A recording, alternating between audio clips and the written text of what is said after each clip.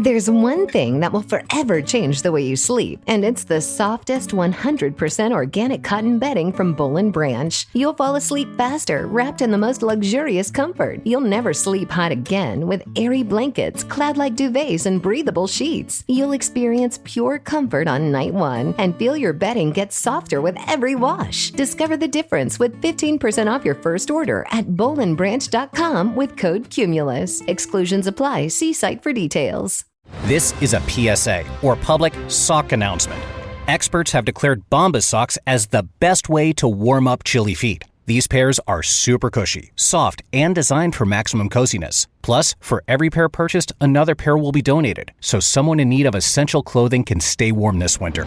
Go to bombas.com/listen and use code LISTEN for 20% off your first purchase. That's bombas.com/listen and use code LISTEN at checkout.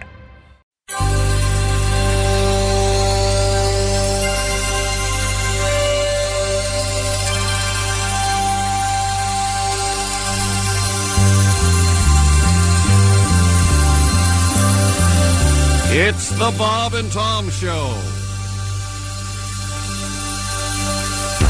You love his plain speaking, straight shooting, no nonsense approach to solving callers' problems. You tune in to his nationally syndicated talk show every day to hear the wise insight and savvy advice he gives to his callers. You see, caller, what you got there is a can opener.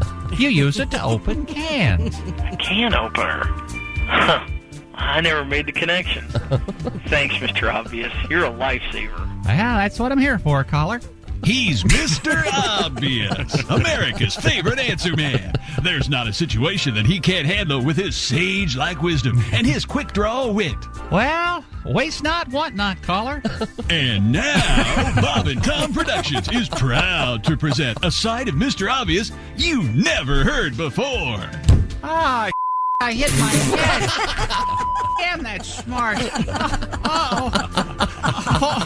Was my mic on? Now you can hear for the first time the Mr. Obvious that the censors didn't want you to hear. It's Mr. Obvious, too hot for radio. Mr. Obvious, too hot for radio. We can't even play it for you in this commercial. It's just too hot. So, Mr. Obvious, I can't figure out why it's not working. Oh, well, I can tell you why it's not working. Oh yeah? Why is that? It's because you're a stupid idiot. That's why it's not working, you dumb... Cut. John, you can't say that on the air. Look, I'm sorry, but what the this dip doesn't even know how to operate his toaster? Come on, Bill. Don't we have anyone screening these damn calls? All right. Settle down, John. Don't settle down, John, me. And where the are those pictures I was supposed to see? Get down on the phone. If I don't get those pictures in here by 2 o'clock, I'm going to walk off this mother. You hear me, Bill? Hey, I'm not you. I've got money. You know what that means, Bill? That means I've got enough money that I can say you, Bill. Now give me some decent callers on the phone. These calls are ponderous, man. Ponderous. All right, John, we'll take care of it. And where's my orange smoothie? Damn it! I asked for a damn orange smoothie like 20 minutes ago. Mr. Obvious, raw, uncut, uncensored. So you see my point, caller? But no, I don't, Mr. Obvious. That's got to be the stupidest thing I've ever heard. I'm sorry, wait a minute. What did you say, you piece of You heard me. Look, we've got caller ID. I'm going to have a couple of my gorillas down there getting medieval on your ass. How do you like that, Mr. Tuffy? Huh? I'll make you think stupidest thing you ever heard. I'll be watching from my yacht while the cops are fishing your bloated carcass out of the river next week, pal. Hey, look, take it easy, Mr. Obvious. I was just kidding. Oh, yeah, just kidding, huh? Sounds like you just made the connection, right? You just made the connection, didn't you, mother? Huh? To order Mr. Obvious too hot for radio, call 1-800-EAT. That's 1-800-EAT. And so, Mr. Obvious, that was the last time I ever saw her alive. Oh, I'm sorry, caller. You've obviously mistaken me for someone who gives a Don't be a moron.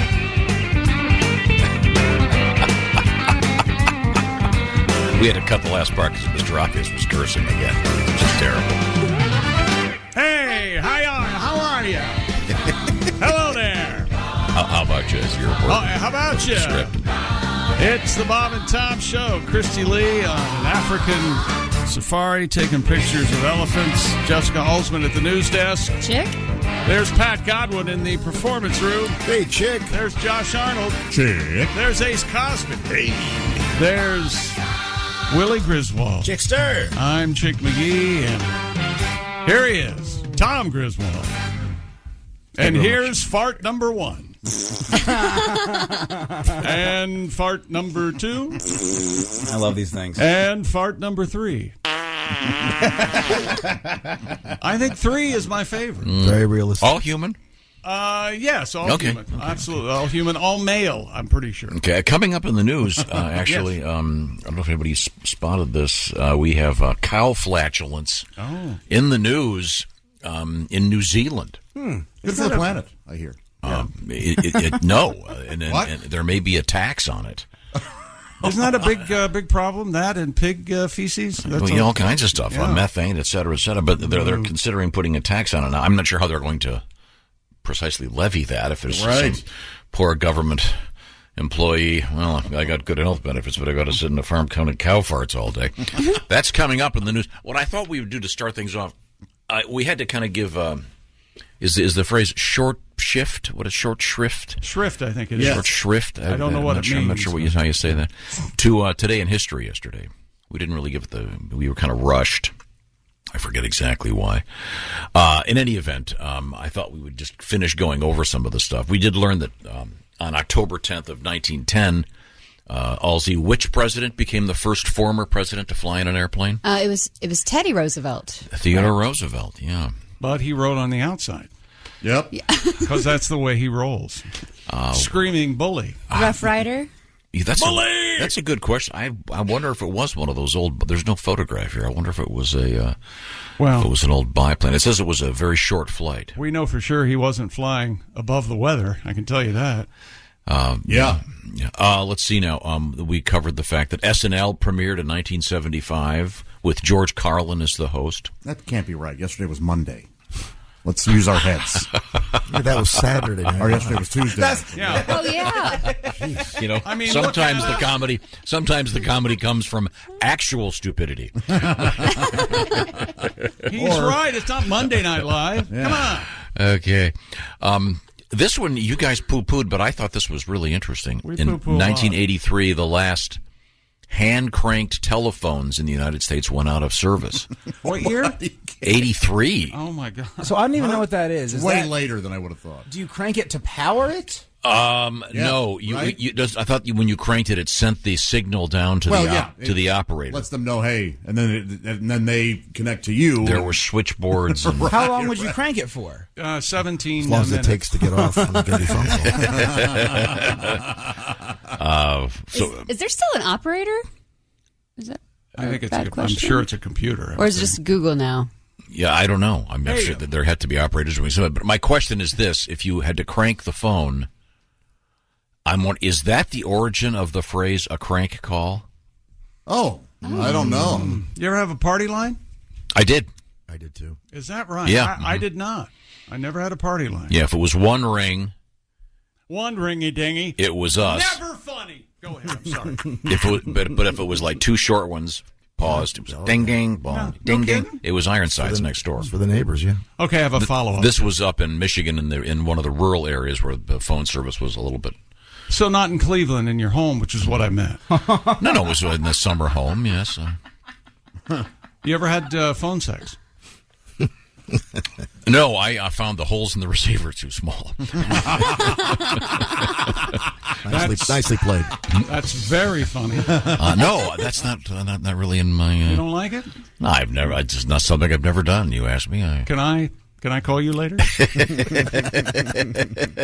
What are you? A simple yes or no. Have you experienced this?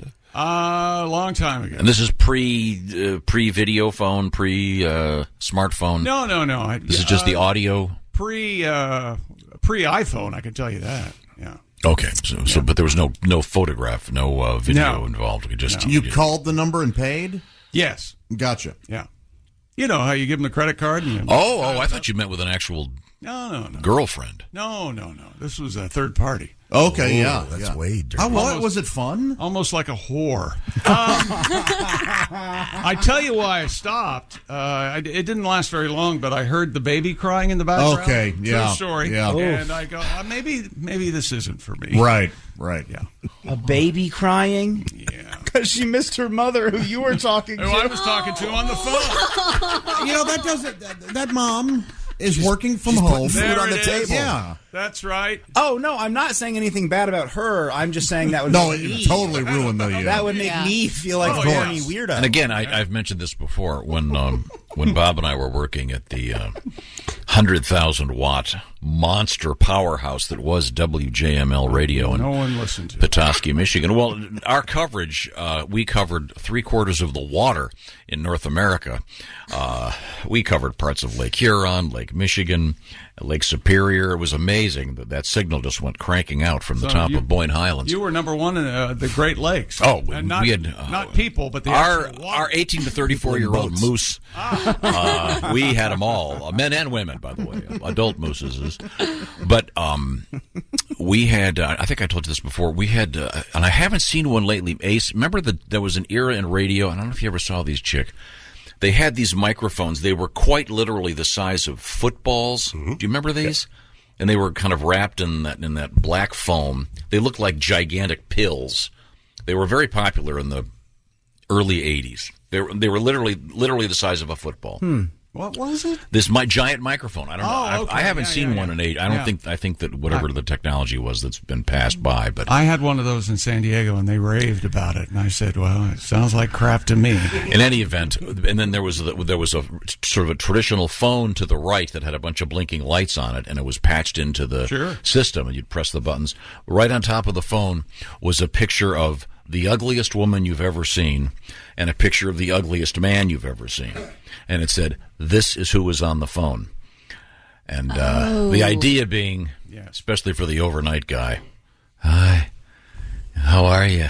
Mm-hmm. Before he invited her to the studio in the middle of the woods, you're probably talking to... Did you ever that makes sense. Did you ever go to a listener's house after they called you on the request? No. Did you do that? You know what stopped me? What? I walked in the house, the baby started crying. I said, maybe this is not for me. Yeah, you got to... You heard the phone ring. It's a dead giveaway. Look, you young comedians out there, what I just did was a tremendous callback. I don't know if you guys very well taking done. notes, wow. but come on. But the whole play Misty for me thing, always scary. And I don't want to tell the story again about our midday guy who is no longer with us, put it that way. His liver as hard as this table? No.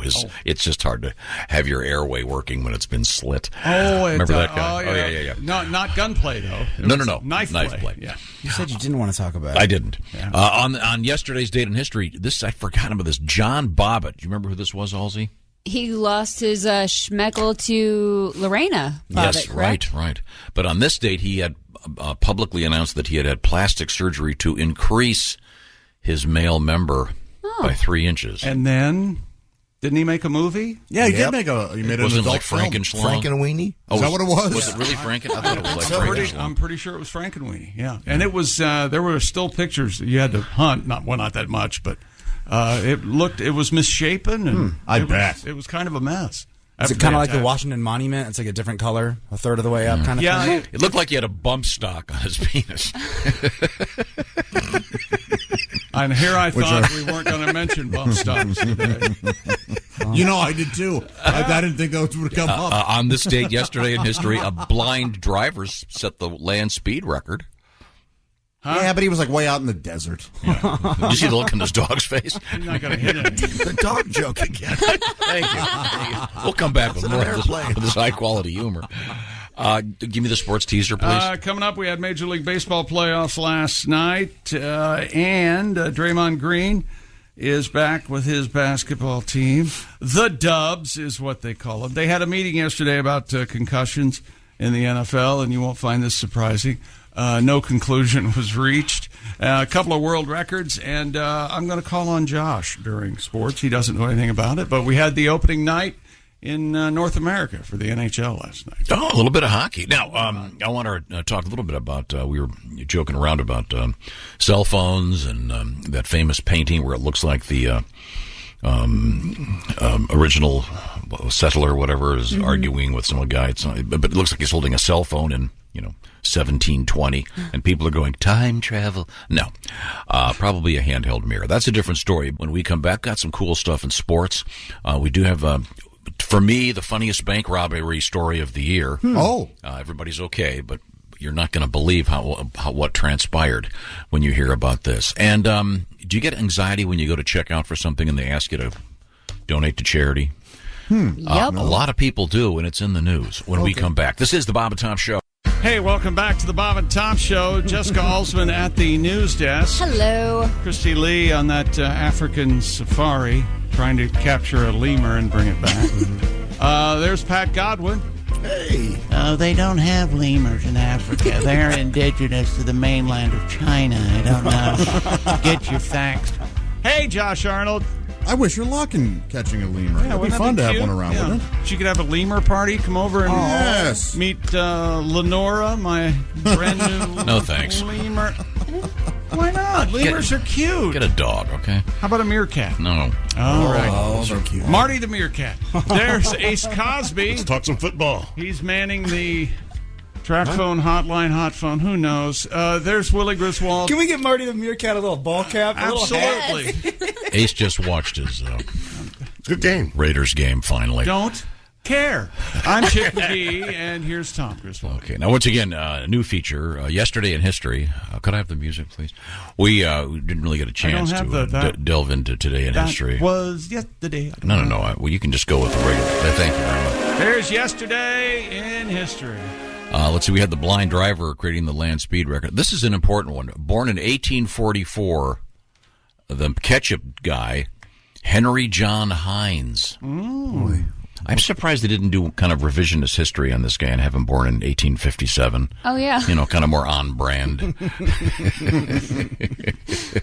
But who knew he'd been around for that long? He hated hunting. Yeah, sure. Didn't want to go on any hunts. Right, no, not like that. I'm a loyal Heinz ketchup guy. I don't know about anybody else. Sure. But, anyone? I remember Ace, you ever trying- use the off-brand ketchup? In a pinch, you can go Red Gold. I like Red Gold and Heinz. Are we doing our new segment, Lies on the Radio? Because you don't have Heinz at home. You have like weird organic ketchup. It's like a knight's name. Yeah, you got that King. No sugar in it. That's what makes ketchup. I have the, what is it, 57, it's some Chicago Sir Kensington, ketchup. I think it is. Oh, Sir Kensington, that's very good.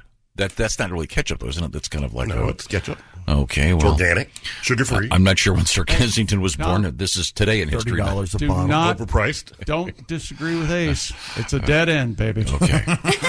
All righty. Let's see. That's pretty much it. Born in 1946, the great singer Daryl Hall of Hall and Oates fame. So this is Love that why guy. you felt compelled to do Yesterday in History Today. No, because we just didn't get to it really yesterday. But this next one you'll like. Born in 1953, Chick McGee, you know who this guy is? David Morse. Oh, yeah, How to Succeed. You'd know him from How to Succeed in Business Without Really No. Trying or something like that. Not Robert Morse, David Morse. Oh, David from Morse. NYPD Blue. No, he's in. Wasn't he he- was in wasn't St. he- Elsewhere. He was. That's right. He was Hack. Hack. He was the cab driver who helped people. That was my favorite CBS show for a long time. How long did that last? Not very. long, Yeah, not long enough. because I remember you talking. I remember you talking about it. It was. Oh yeah, it was bad TV. So Ace knows all about it. I couldn't get over it. CBS. It was like The Equalizer, only he was a cab driver. Yeah. And he'd go, okay, where are you going? I don't know. What's the problem? You okay? And then Next thing you know, next thing you know, he's guy can't mind his own business. Yeah. Pretty much all these shows, they always end up solving crime. Hack. Yeah. And he was in The Green Mile and on St. Elsewhere. He's good in I that. think he's good. He is a good actor. Yeah. Well, speaking of solving crime, some sad news from Hollywood. A woman who solved many, many crimes over many, many years, Angela Lansbury, has died. It was quite a shock. Was that Cabot's Cove? Yeah. All those murders took place? I missed her. Yes. Yeah, after a while, it would seem to be. And there was always one of her friends, or there was always some. Boy, you don't want to really hang out with her. The next thing you know, you or one of your relatives has just been murdered. Richie Cunningham's dad retired at Cabot Code, and he became the sheriff. That's right. Yeah. Tom Bosley? Yep. He was the sheriff. Okay. Well, and then he was at Father Dowling Mysteries as well. He solved crimes. A priest. Yeah. He was. Well, in some cases, didn't have to go far. Well, in that Check out his own church. You go in for confession, and he goes, "What seems to be the problem?" Yeah. And the next thing you know, He tricks you. Yeah. Oh, yeah. He was terrible. Have you ever seen Manchurian Candidate? The Oh, original sure. Frank Absolutely. Sinatra. Wonder. Angela Lansbury's in that. Chilling. She played Lawrence Harvey's mother, and I guess she was only like 2 or 3 years older than Lawrence Harvey. But she's amazing. She is amazing, yeah. Yeah, she acted for 75 years. Yeah, she did. Including memorable roles like Mrs. Potts in Beauty and the Beast. Sure. And, of course, Jessica Fletcher in the TV series Murder, She Wrote. Fletcher, by the way, is the name of one of my new puppies. Oh. Little feller. Hey, Fletcher, how are you, buddy? Fletchy. He's probably listening right now. You should have seen Tommy was telling me earlier about how he was out picking up poon with his puppy. I wasn't picking up poon. I was saying he said nothing will get the poon talking to you like you said a the same puppy. thing to me, too. Yeah. I did You not. gotta get yourself I said if you carry around a puppy, everyone walks up to you. Swimming in it. Looking for that coos. Poon in yoga pants. Well, Angela Lansbury's new movie it's a new TV series, Obituary, She Wrote. I'm sorry. Too soon? Wasn't she? She was a couple days short of being 97. Wasn't she in a marriage of convenience with Rex Harrison or something? No kidding. I want to start that rumor. I have no idea. That didn't happen. Okay. So in any event, why can't a woman be more like a man? With a wiener. I mean, it's interesting that all these sort of older actors end up in these sort of bad cop shows. Yeah. Andy Griffith became. Those were so popular, man. Let's not discount the fact. Yeah, beloved. My mom. I grew up on it because my mom was always watching Murder, She Wrote or Matlock or Columbo, and I love Columbo. Perry Mason and all that stuff. All those fantastic cop shows. Okay, all right. Formulaic, yes, sure. Bad. I mean, wouldn't it be great if you're watching? Well, it's the second episode of Murder, She Wrote. I wonder what'll happen this week. Well, she seems to be walking into the walking into the shop, and then all of a sudden you hear she gets shot dead. Well, it's short season. Don't think too much about it, Tom. A very special Murder, She Wrote. Jessica Fletcher shot. A very special. Flashback. She flashbacks in a hospital. It's a bottle episode. As she's dying, she goes, "This murder, I shan't write about." So she was a journalist, I guess? Is that what it was? She was a crime novelist. Oh, a novelist. But she always ended up solving crimes. Agatha Christie. Yeah. I mean, you can see even like the Andy Griffith Show. Hey, Barn, how's it going? Uh-oh. No, Barney only had one bullet. And that was all the time. That was it. We have a tribute to Barney coming up. You beat everything. You know that, Barney? Okay. In the world of sports, what do we have over there? Oh, me? Yeah.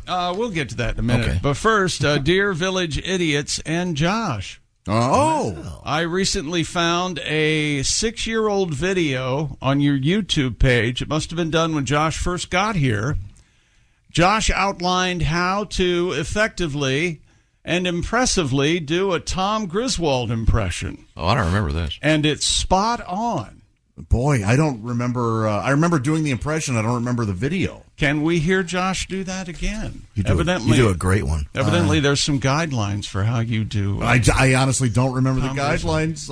Maybe we can. I remember the first thing was don't do it 5 days prior to payday. I can give you a few guidelines. Yes. My signature where I lock in is the That's sort of like the Barack Obama "let me be clear." That's how you lock onto the impression. Really? One very important thing that he does. Chick, ask me any given question. So today, Willie, can you tell me what day it is? So here's the thing. Yesterday, I'd take Finley to basketball practice. Hart was on the other side of town at dance class. Swimming practice. He tells you about plans that have nothing to do with the conversation you're having. You didn't ask him about it. That's my big giveaway for the Tom impression. And if you come in here and you ask him about, you say, boy, I sprained my back climbing Mount Everest over the weekend. And Tom will go, I know about that. Boy. I was on Annapurna 2 weeks ago. Froze my ass off. You want a tough mountain? Fortunately, I had a pretty good pair of skis and Try K2. got down pretty quick. Boyne Highlands is actually known as the Everest of the Michigan. That's right. Whereas Nubs Knob is the Annapurna. Don't you have to end it with, I gotta go? Just talking about Nubs Knob with a guy yesterday. Nubs Knob. Who? A barista? No, just we were talking about skiing. Skiing in Michigan.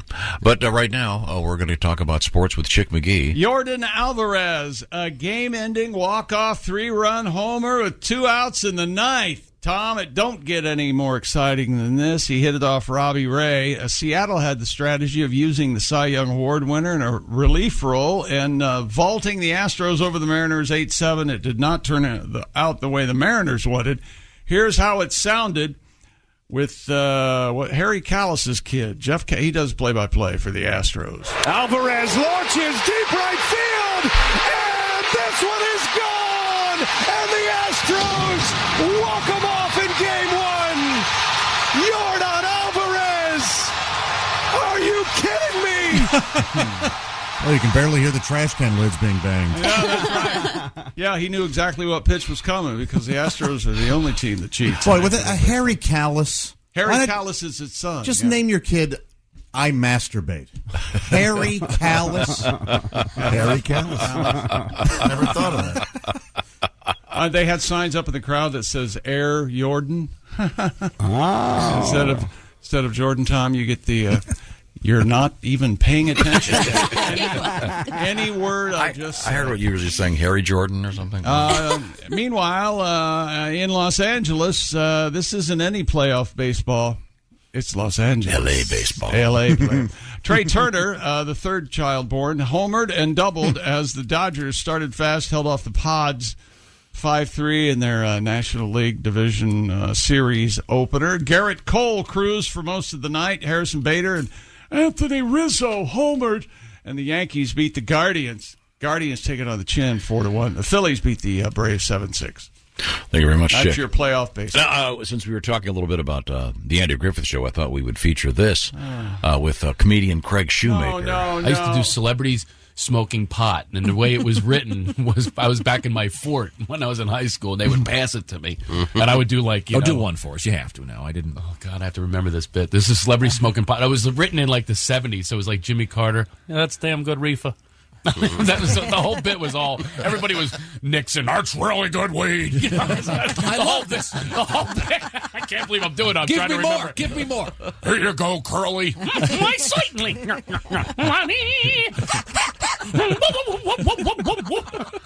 I can't believe I'm doing this.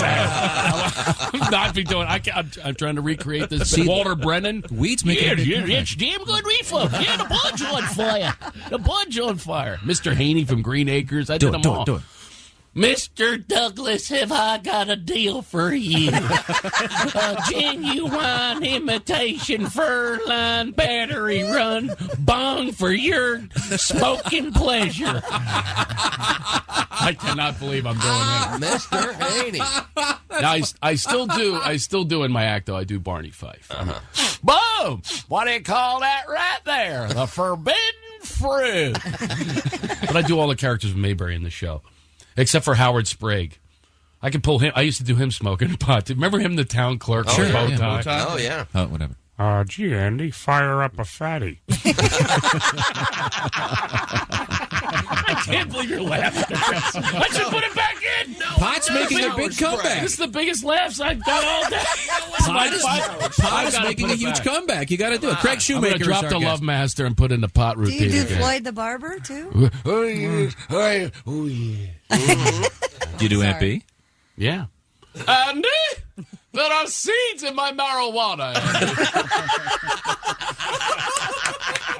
Craig Shoemaker, and a little bit of a tribute to the Andy Griffith Show. Thank you very much, Craig. Coming up, we have more information in the world of sports from Chick McGee. Yeah, we have an NFL update. We've got an NBA update. We got world records and all sorts of stuff. We got some fishermen surrounded by hungry sharks. Yikes! For an extended period of time, I believe. Floating in the water. Yeah. But we'll find out what happened to those guys. Oh, and we have an update on our Big Green Egg Mini-Max Week 5 winner. We have a winner. And I'll remind you that today you can get yourself signed up for this week's big win, because we're talking about the Bob and Tom Pigskin Pick'em. You could win a Big Green Egg Mini-Max. Week 6! This is week 6, and you got to get your entry in prior to the beginning of the Thursday Nighter.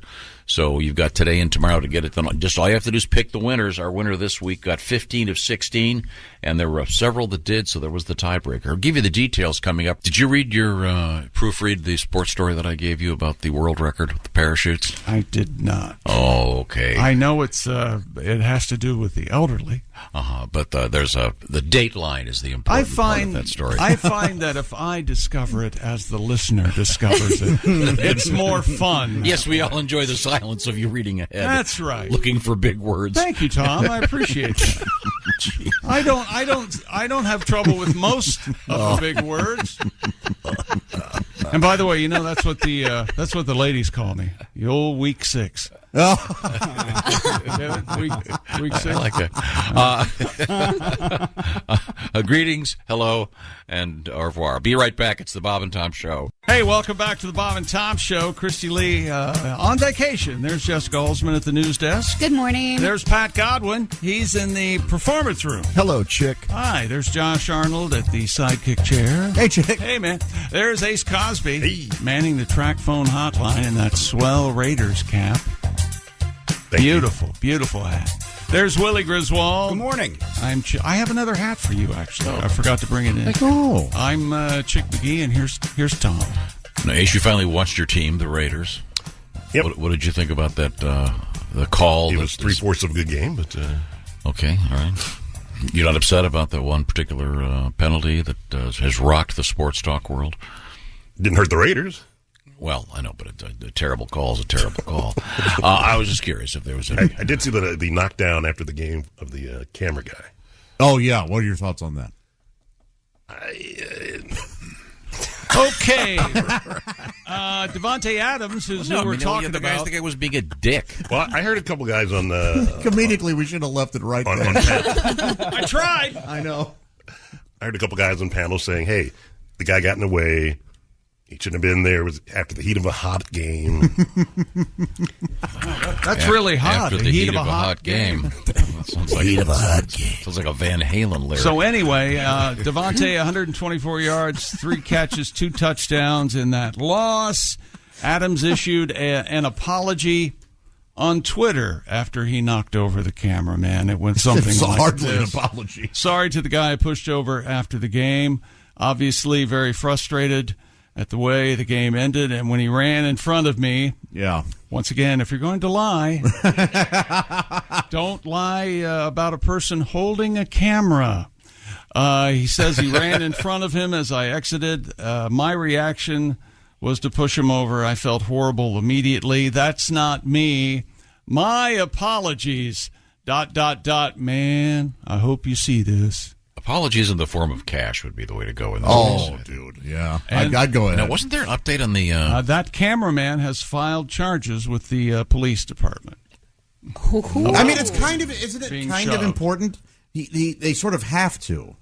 Is that the deal? You In think? in the name of the press, that kind of thing. I know you have to if you have a car wreck. You have to do that. You have to. No, but I mean, I think the point is, if no one covered the NFL, no one would watch it.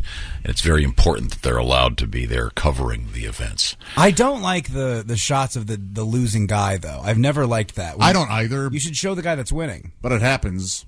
And yeah, no, I don't like any of that. I mean, just thinking if this was in Saudi Arabia, the guy would have been cut into pieces and put in a suitcase. He's a journalist. Yeah, he certainly. What is your attraction to that? I just think mentioning it's, it. A lot of NFL we need to build nuclear power plants and also tell the Saudis they can cram it. The gentleman who was tackled after he ran out on the field for fairness to animals or whatever it was. That was in San Francisco? Yeah. Anyway, Bobby Wagner tackled that guy. I think it was in L.A. It was the Rams and the Cowboys. I think that it was in San Francisco. I think. Was it? Oh, no, you're thinking of it. Yeah, it was. The Bobby Wagner incident. He's the gentleman who was tackled, who plays for the Rams. He's saying he has a concussion, and he was a protester on the field, right? Yes, safety for animals. Okay, so everybody should own 6 animals or something. I don't know what his beef was. What a bold move. What his beef was? I think his beef. Hey, what's Peter's beef? What's your beef, dude? Hey, very funny. That's pretty good. That's very clever. Subtle. I don't think anybody picked it up. That's why I went back to it. So didn't do it on purpose. Okay. You mean that was not you didn't do that on purpose? Seriously? He's just that funny. Wow, that's good. I can't. Funny oozing out of his DNA right there. From the NBA, Draymond Green has been fined but will not be suspended by the Golden State Warriors, as he should not be, for that punch to the face of teammate Jordan Poole last week. Coach Steve Kerr, who I haven't seen it, but I'm almost sure Steve Kerr got punched that hard at least by Michael Jordan at least one time during practice. He said after a preseason win against Portland that Draymond would return to practice tomorrow, then play for the defending NBA champions against the Nuggets Friday night, and again in their season opener Tuesday against the Lakers. So there you go. This kind of thing happens all the time, Tom. Okay, and the protester was NBA, was during the San Francisco Rams game. San Francisco versus the Rams. The NFL protester. There you go. Okay. Tackled by this says Bobby Wagner. This says leveled.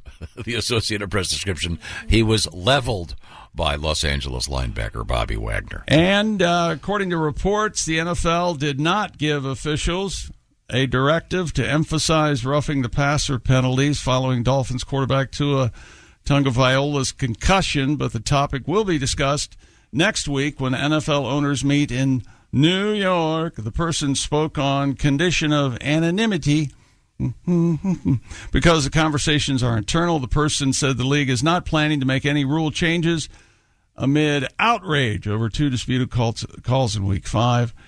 Roughing the passer penalties are down 45% from this point last year.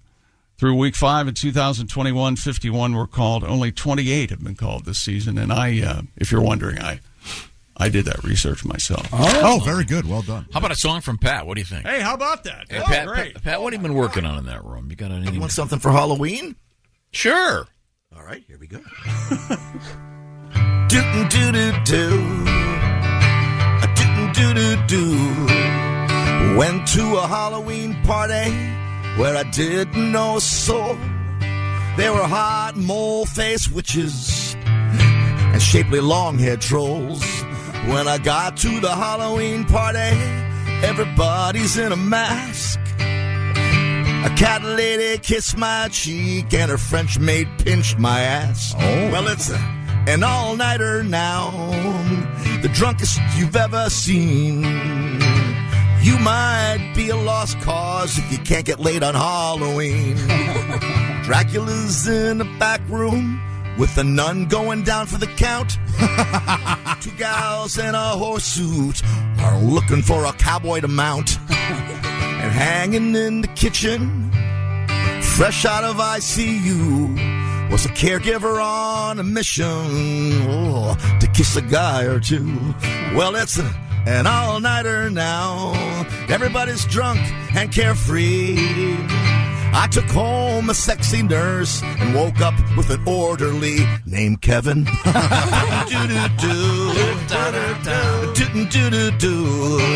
if you're going to a Halloween party and you're chatting up a cute little elf, that could be Billy Barty. So go home and pleasure yourself. Everybody now. All right. Boo, boo, boo, boo. Josh will scat now and make the song funny. Boo-ba-da-boo. Godwin's heavy lifting.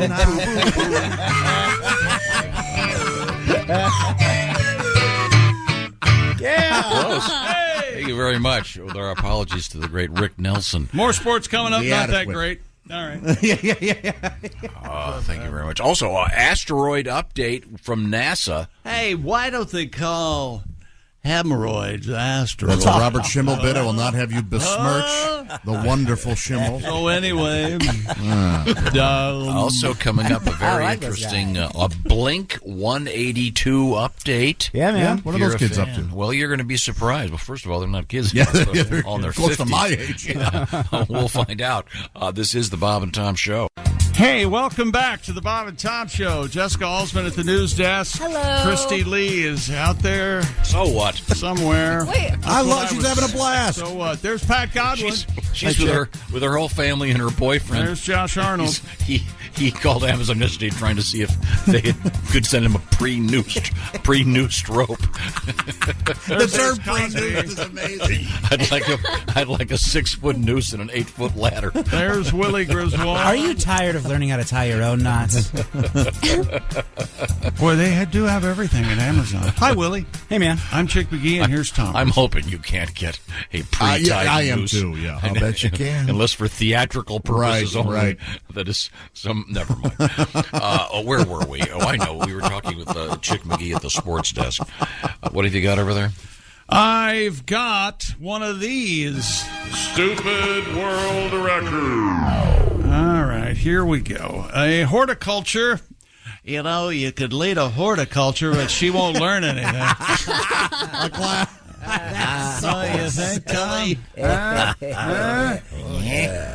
Horticulture teacher from Minnesota, which has to do with the study of history, of course, set a new U.S. record for the heaviest pumpkin. Wow. Travis Geinger of Anoka. Oh, yeah. That's up there near Brainerd. Oh, yeah. Go over to Sven and Ole's, get a pizza. Set the new national record and won an annual pumpkin weighing contest with a giant gourd weighing 2,560 pounds. Oh, my gosh. What is that, like 5 tons? That's ridiculous. How do they know there aren't lead weights in it? Yes, I know everything. After the fishing thing, I mean, how hard would it be to shove some barbells inside a pumpkin? I think I found the definition of sad. Are you ready? Mm-hmm. He drove the massive pumpkin 35 hours to see his hard work pay off. All right. That's not sad. You get in the car, turn on a podcast, an audiobook, you go show your pumpkin off to your buddies. Fun road trip. Dismal audiobook. You can go through Tolstoy's catalog. My God. Where is he from, Chick? The 49th, he's from Minnesota. He's, the horticulture teacher. But, I mean, where'd he drive? The 49th World Championship Pumpkin Weigh-Off was in Half Moon Bay, California. There you go. Wow. Okay. Geinger also won the same contest in 2020. He beat the previous record set just last week in New York, where a grower raised a pumpkin weighing 2,554 pounds. That one was hollowed out. It's now the Peter Pumpkin Eater residence. Oh. I bet he can't order pizzas. I would like a large meat lovers. Last name Pumpkin Eater. It's hymenated, as Donnie would say. Hey, don't call here again. Click. Can you grab that? Hello, Bob and Tom Show. Hey, Bob and Tom, it's Donnie Baker. Oh, hey, Donnie, I was just talking about you. Yeah, and I hate to interrupt sports, but I heard you guys talking about them midgie flies at the Browns game over Yeah, weekend. the little tiny little flies, the midgies, yeah, they cause quite a problem. Well, I hate flies, especially them ones that are always hanging around wet dog peaters. You know, and for some reason, them things just love flying around my face. It's one good thing about having a righteous mullet, because, you know, just like a horseman, I can use it as a fly swatter. Oh. But now, it ain't even flies buzzing my tower. I had to call you guys because I got this damn cricket loose in my house. It's driving me crazy. Oh, I hate that. And, of course, when I called you guys, it shuts up. Yeah. And I need to get rid of it because I can't find him. And then yesterday, I hear another cricket in my house. Oh. So apparently the first cricket's chirping's lured a mate, but they're on opposite ends of my house. So it's like they're playing Marco Polo or Red Rover. I swear to God, it sounds just like Josh Arnold's back on stage in Toledo. Donnie. Well, this past weekend, I put a couple mouse traps with Cheese Whiz out trying to catch these damn things. Do crickets like Cheese Whiz? Well, except for you, Tom. Every living creature on the face of the flat earth loves Cheese Whiz, dumbass. That's why it's still the #1 selling compressed canned good in the market today. I didn't know that. Well, the traps didn't catch any crickets, but guess what? I did accidentally wipe out a mouse infestation I had no idea we even had. And 6 mice in one night looked like a mafia hit when I woke up. So here are my thoughts. Let me just think. I'm thinking about, to beat this cricket, just getting a timber rattler and solving my cricket problem. Of course, that comes with pros and cons. Well, like a pro would be, no more crickets. And then the con would be being terrified to sleep in your own house regularly. But then a pro would be no one has to crash on your couch anymore. And I'm talking to you, Lonnie. And then a con would be being murdered by your own pet. Yeah, sure. So I'll wait on the snake, but I've already set off 3 flea bombs and gone through about 12 cans of Raid this morning trying to kill these chirpy little bastards. But now I'm starting to feel woozy and woofy speaking in tongues. No. I better go crack some windows. Yeah. I gotta go. That kind of reminds me of the story we had yesterday about the mouse traps. I'm still trying to figure this out. This guy in Memphis. Yeah, what's to figure out? He's on video, and he goes up to, I guess, the apartment complex has a drop box, and it said that he dangled mouse traps in there, and they somehow, I guess, they snapped on the envelopes in there. He pulled them out and had the checks. Right, makes sense. It's like a claw machine at your local arcade, but it has a little bit a better grip than the claw machine. Obviously, pretty clever. Yeah, pretty cool idea. Did you ever play with mouse traps when you were a kid, Josh? I mean, kind of. Yeah, we would sort of poke at them to see if we could get them to go off without getting hurt. You ever see a full-size rat trap like that with the big spring on it? They're terrifying. Like, I've seen them where they're kind of like they almost look like a miniature tractor trailer, and they have like a crazy spring-loaded thing, yeah. Have you seen the fake rat in a trap? Actually, you'll see it this time of year around Halloween. And it's like mechanized, and it looks like the rat is suffering. And the rat, this neck is stuck in the trap, and he's trying to get free. And then if you push it on the back, it sings that Big Mouth Billy Bass song. It's kind of fun. It can be a good time. Take me to the river. Yeah, it's the same thing. What kind of royalty do you suppose the writers of that song got? Probably a pretty good deal, you think? Didn't David Byrne write that, or who? I don't know. I know they did a version. Al Green did the first version. Al Green? Yeah. Were you there, Pat? When I was, yeah. Al and I wrote that together. Oh, son of a gun. Boy, back to sports. What do we miss? We've all been looking at the Davante Adams pushing the photographer in Kansas City, and they've got a brand new angle. And Tom, you want to cover this because we all came to the I haven't seen it. Same realization the new angle. as the new angle is Davante Adams never breaks stride. He never shoves any. The cameraman jumps in front of him, which is arguably his job, I guess. Right. And it was honestly an accident, and Davante bumps him. It really looks like an accident. And the photographer goes to the ground. So I don't know. So that was not the original description. No, it wasn't. No. And I do not see him do anything wrong here. I don't know why we can't move on, but this guy's filed a police report. So maybe there's really honestly something wrong with him, which would be a shame, as I'm trying to be in both camps. Okay, good. Very good, very good. More sports coming up, including, yes, ladies and gentlemen, a world record from a far-off land called DeLand, Florida. Is that right? That is absolutely right. Wow. And interestingly enough, the record was not set on DeLand, but in the air. Oh, how about that? Exactly we'll find out right. about that. By the way, it's time to congratulate our winner in Week 5 of the Bob and Tom Pigskin Pick'em. It's Joel Mush from Boise, Idaho. That's what the sound it makes when you crush a cat.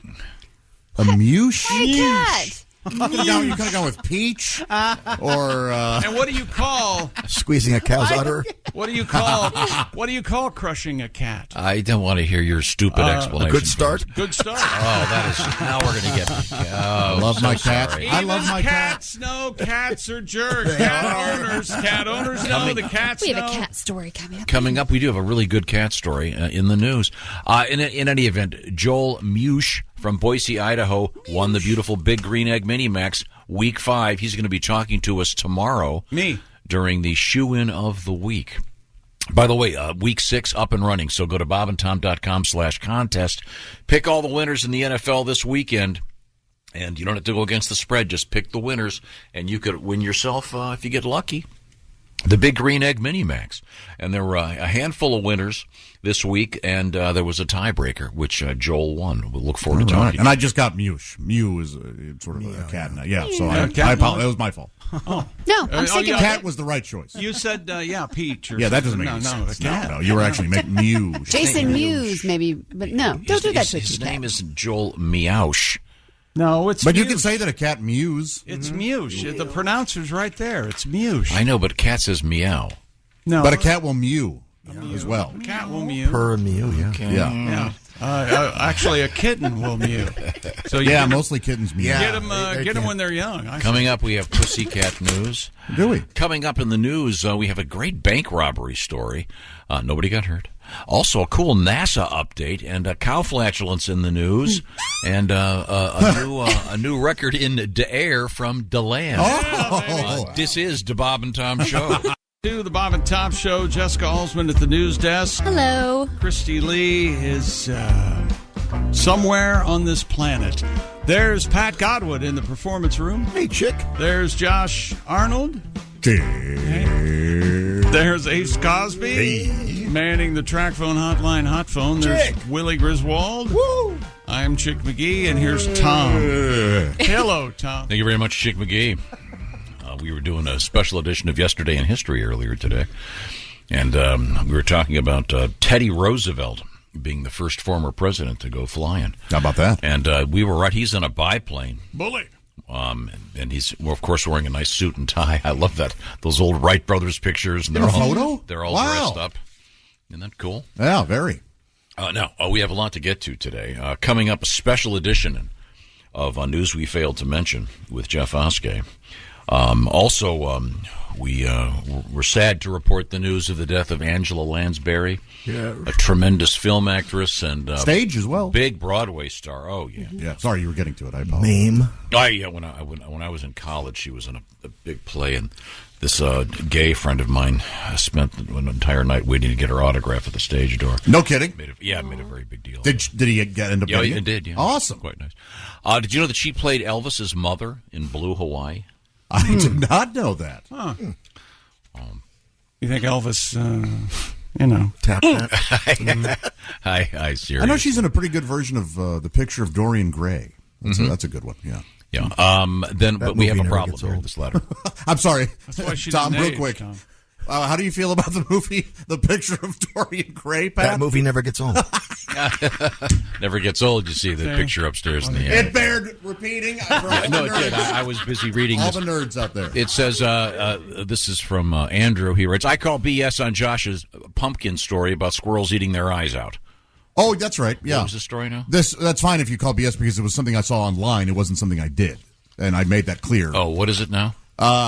This guy said he just drilled like some holes where you would put the eyes, nose, and mouth for pumpkin. A pumpkin. He left it outside, and he said the squirrels gnawed at the holes, and it created this really creepy-looking jack-o'-lantern. They will absolutely do that. I would put pumpkins outside. We have chipmunks. I have chipmunks that live underneath my step because foundation issues, and then the squirrels that I obviously feed. But they would just start nipping at the pumpkin. Yeah, I have no reason. Do you have to put something special on the holes to get the? No, they like that. I had no reason to doubt what I saw. So why does this person call BS?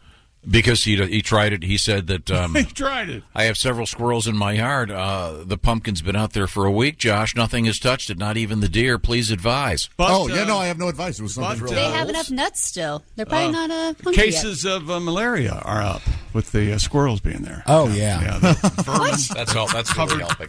Okay, what else have we got over there? Dear idiots, I heard your pumpkin story and how the guy drove it 35 hours to show it. I actually grew an even larger gourd, Justin tells us, and no one heard about it because I couldn't justify the drive. That's right. I'm a grower, not a show. I say this Justin is listener of the day. That's very good. Thank you, sir. Did not see that coming. Congratulations. Stupid world record. A group of 8 skydivers all over the age of 80, 640 years at least, jumped out of a plane above Florida and broke the world record for the largest formation of jumpers over 80. Did their chutes open, Tom? Your thoughts? Not only that, but the parachutes I think 3 of the 8 remembered to pull the ripcord. Of course they opened. Anybody want to guess what they're called? That's right. Silver Jumpers Over 80 Society, or Joe's. Oh, okay. They organized the attempt at Skydive DeLand as part of a 3-day event for the International Skydiving Hall of Fame celebration. Yeah, DeLand's a big skydiving place. Oh, yeah, we used to go to a place that had the it was a tavern, and the ceiling was a parachutes. That's right. Amazing. Oh, that's cool. Yeah, it was super beautiful. cool. It's super cool. Oh, it's beautiful. Beautiful. Is there like a military base there where people were paratrooping, or is this just like a hobbyist? It's a small airport. There's a lot of open space. Very talented skydivers. Very talented. The most talented in the country. Oh yeah, No, takes a lot of talent to fall. A lot of great places. What'd you say? It takes a lot of talent to fall. Oh, you know something? It wouldn't take me much to push. I know what I'm very skilled at: plummeting. I'm good at gravity. Yeah, you're skilled at plummeting. Yeah, that's right. Well, no, you've got to be. You have to very carefully pack the chute. It's very tricky. Tom, I've considered skydiving, giving it a shot. Would you like to go up with me and push me? Oh, sure, I do that. No. Would you do it? I wouldn't do it. Because I feel like I would have to be pushed. Or would you rather hire 4 strong men, and they can 2 on each side of me, and they do that heave one, yeah, they heave me out. Oh my gosh. As I'm screaming. Well, I think, and the reason they did this in the place in DeLand, Florida, because obviously if you're skydiving, it's typically much better to land in DeLand than to land in DC. Josh, you have no idea how high that is. I know, man. I know. It's not worth it. You don't think so? If something goes wrong, you know. Yeah. A friend of mine just put on my gravestone. I tried. Well, the convenience, there is some kind of a romance with this because we get to bury you in a pizza box, so you'll be even in death doing what you loved. Oh. Face down in a pizza box. If it weren't funny, I'd be mad. You're actually looking very good right now. This new diet that you're on is working very well with the water and everything. Do you have a song about this? Little Boss Skaggs. Joshy missed his lunch that day, so he had a snack. Yeah. He ate a cinnamon twist and a bowl of cheesy mac. Had a Hershey bar and a Mallow Mar, he could not stop. Drank down 2 Cokes and grabbed a bowl of Jiffy Poppers. Started feeling bad and he knew he had to lose some weight. He said, no more carbs ought to do it. No more sugar, stick to it. Gotta lighten my load. Keto. Oh. He's for the veggies, he's for the meat. Josh, are gonna watch just what he eats. No more Cheetos. No more pizza or French fries. No more donuts or cream pies. Well, maybe one for the road. Back to keto. Very nice tribute to Boz Skaggs. Oh, yeah. The Lido Shuffle. The Keto Shuffle. Well, that's great, Pat. Thank you very much. Is that sports? Well, no. See if you can tell me. I know what this is, but see if you can tell me what this sound is. Are you okay?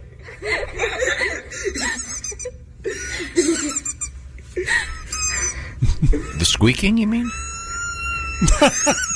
Can you tell me what that Sounds like a dog toy. Yeah, did a dog potentially swallow it? And it's close. A teen turned himself into a squeaking machine after accidentally inhaling the whistle from a dog toy while playing around at their home in Montgomery, Texas. Video taken by his mom shows her 13-year-old son Jonathan squeak when he laughs as they waited in the emergency room at Conroe Regional Hospital. Oh, that's amazing.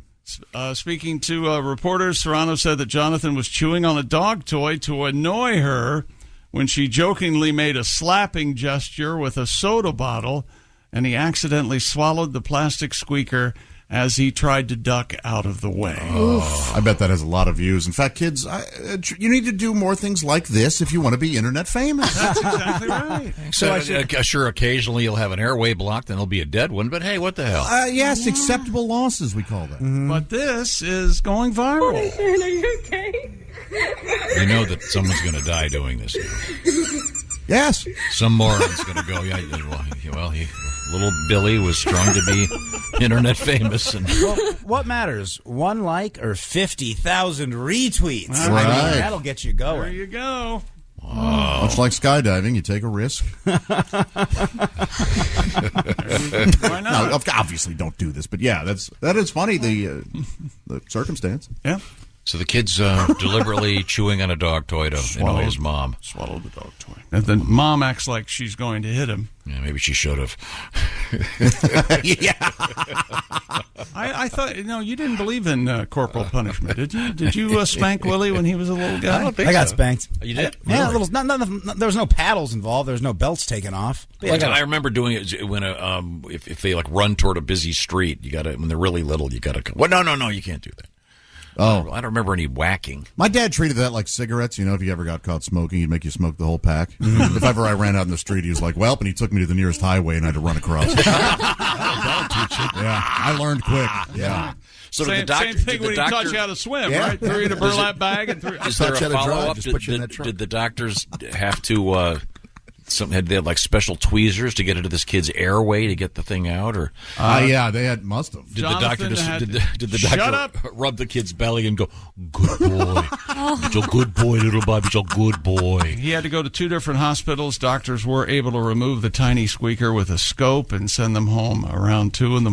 Okay. Sadly, it was a sigmoidoscope. They had to go in from the back. That'll learn you. And I would poop.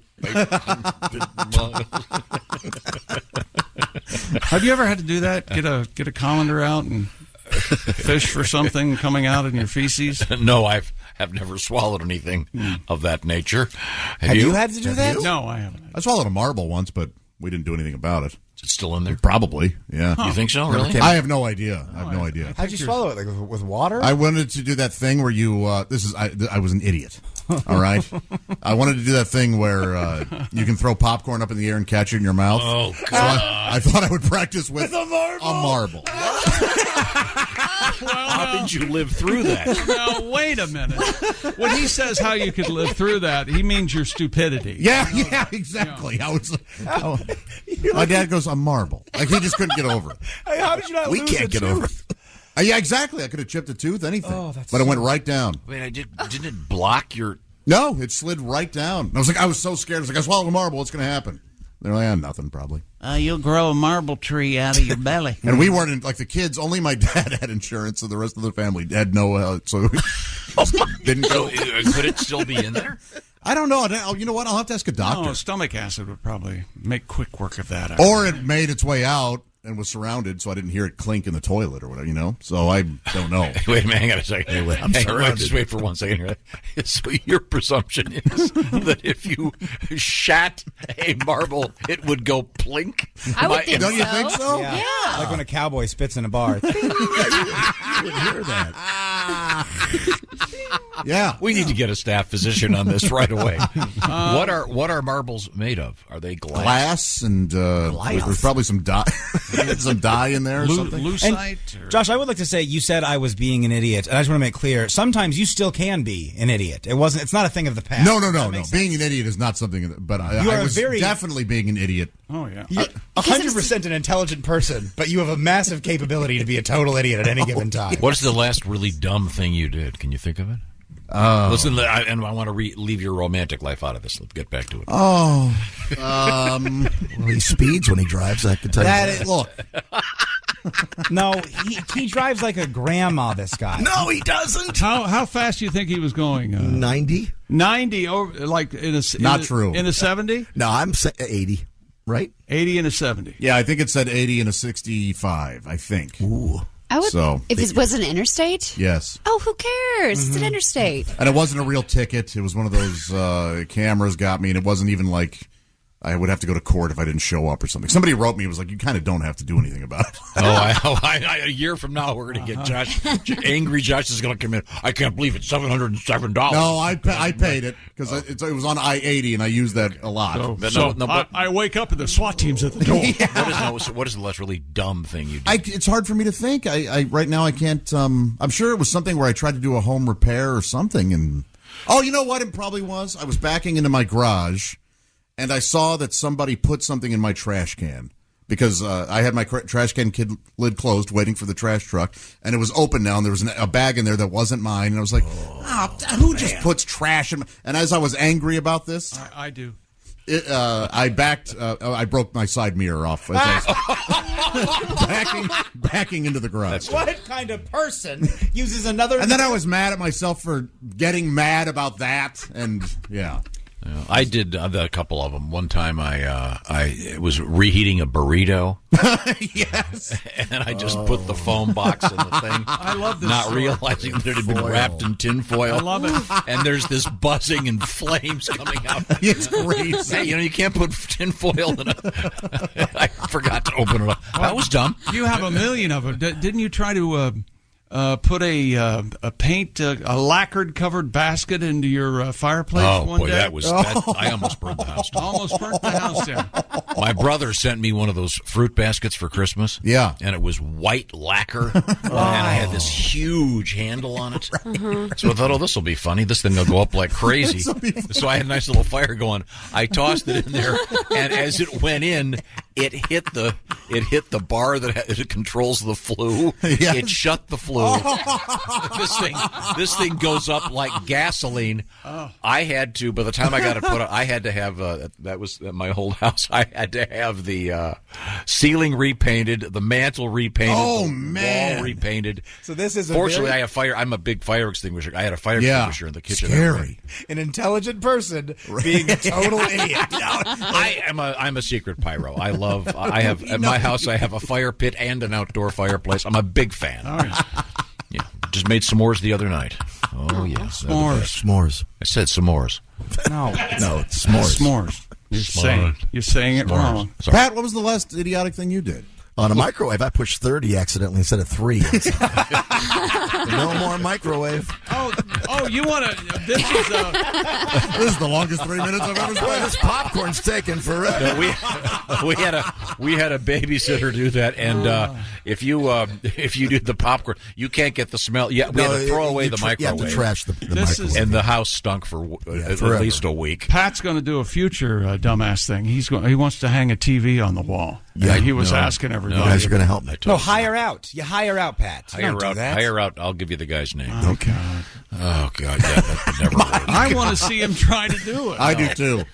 I want video of you. And do you even? Are you allowed to own tools? Not really. Yeah, okay. No. And I want this music playing underneath it. Doot doot Yeah. Hi, today we're going to hang a TV. Oh, I guess that's a hole in the wall. Hang on a second. Okay. I did hang all the paintings, though. Yeah. We should start a YouTube video series of you doing things around. It would be hilarious. We'll just call it not getting his deposit back. But I think anything in the category of adult things, really, it's just not your. No. I not mean, good at writing a check. Yeah. Any simple adult stuff. Adulting is hard. Is it electric or oil? Yes. We need to move on. Is that sport? When we come back, we'll wrap it up. We'll have an addendum. Yeah. Okay. Also, and one more stupid thing I did. Yeah. We have a guy on mushrooms on an airplane. Oh boy. And not sautéed mushrooms, but the psychedelic kind. Does not end well. And my favorite bank robbery story of the year coming up. It's a really good. They get away with it? We'll see. And also a special edition of Jeff Oskey and the news we failed to mention. This is the Bob and Tom Show. Hey, welcome back to the Bob and Tom Show. Jessica Alsman at the news desk. Hello. Christy Lee on vacation. There's Pat Godwin in the performance room. Hey, chick. Call her Krusty Lee. Nope. There's Josh Arnold at the sidekick chair. Hi, chick. There's Ace Cosby manning the track phone hotline hot phone. There's Willie Griswold playing the air bass. Slapping this thing, man. I'm Chick McGee, and I have an update, and here's Tom. I'm cleaning up. All right, here's the update. Uh-oh. What'd you spill? It's happened again. Oh. This email starts. This is from Jack. Angela Lansbury has died. No investigation to how it happened, just like the Queen. Exactly. Mm-hmm. I'm worried as much as you guys are about these cover-ups. It has to stop. It really is alarming. Nobody's taken in for questioning. They just... Do we know when the services are? Do we know when Angela will be Lansburied? Oh, there it is. Buried at Lance. Maybe she'll be Lance cremated. Yikes. Ladies and We're having fun in here. Come on. A little too soon, don't you think? The day after Ray Liotta died, you just made fun of him. You called him a bad actor. It was insane. I forgot that he died. Actor. So sorry. By the way, a gentleman named Michael sent us a picture of Teddy Roosevelt getting ready to take off in a biplane. There he is right there. And Michael says Teddy's first flight was in a Wright Brothers airplane. How about that? That's right. It's WRITE Brothers. No. When you need ink for that quill, try the Wright Brothers. Yeah, they started out as a pen repairman. Bicycle repairman. And Dayton, Ohio. The Kill Wright Devil Hill. And will you? Oh, sorry. Will you come have fun with us out here? Well, as soon as you're starting, I'll be happy to join in. And that's sports. But first, hang on. Can you tell me what number fart this is? 3. It is 3. Yeah, That's exactly right. Congratulations. This is what you farted for. Wherever you go, whatever you do, always be a good sport. Jessica Alsman. NASA said the spacecraft that plowed into a small, harmless asteroid millions of miles away succeeded in shifting its orbit. How would we ever know? It's too complicated to explain, but they do know. I don't know. The space agency attempted the test 2 weeks ago to see whether in the future a killer asteroid could be nudged out of Earth's way. Lori Glaze, NASA's director of planetary science, noted, for the first time ever, humanity has changed the orbit of a celestial body. Relax, NASA. We need proof. No, they did it. It's great. Isn't this the governing body that would be able to give you the proof? And they're telling you that yet they're not. No, they are. They've explained it. I edited that part out because, let's just face it, none of us are smart enough to understand it. But I think this is a great thing. And is the movie? Is it Armageddon? Is that the movie where the asteroid is heading for Earth and? Don't they put like a oil rig or something and drill? They drill into it and then drop a bomb or something. I remember halfway through that I was like, Armageddon, out of here. Oh, you loved it, didn't you? I enjoyed it very much. Oh my God! I just wanted to tell that joke. Armageddon, out of here. That's nice. Well, I know I've heard that also from likes something. bad movies. I had no idea. I thought it was just TV. If you cut Liv Tyler out of that movie, perfect. Yeah. What's your problem with Tyler? I love her, but She's not needed. Yeah. The animal cracker scene. Let's not get into the minutia of Armageddon. Now I wish it would hit. I wish NASA would run a ship into me. Maybe that would. So the whole point of this is they can ram one of these things a million miles from here, and they can alter the path.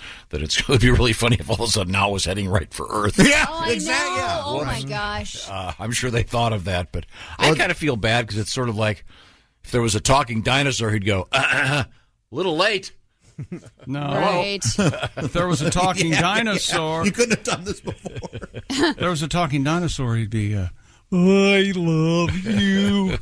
Nothing. Thanks, fellas. I appreciate it. You know what? In the old TV guide, when you brought that up, it reminds me of the Simpsons episode where they find like the fossil of the angel. You know what I'm talking about? I don't remember this.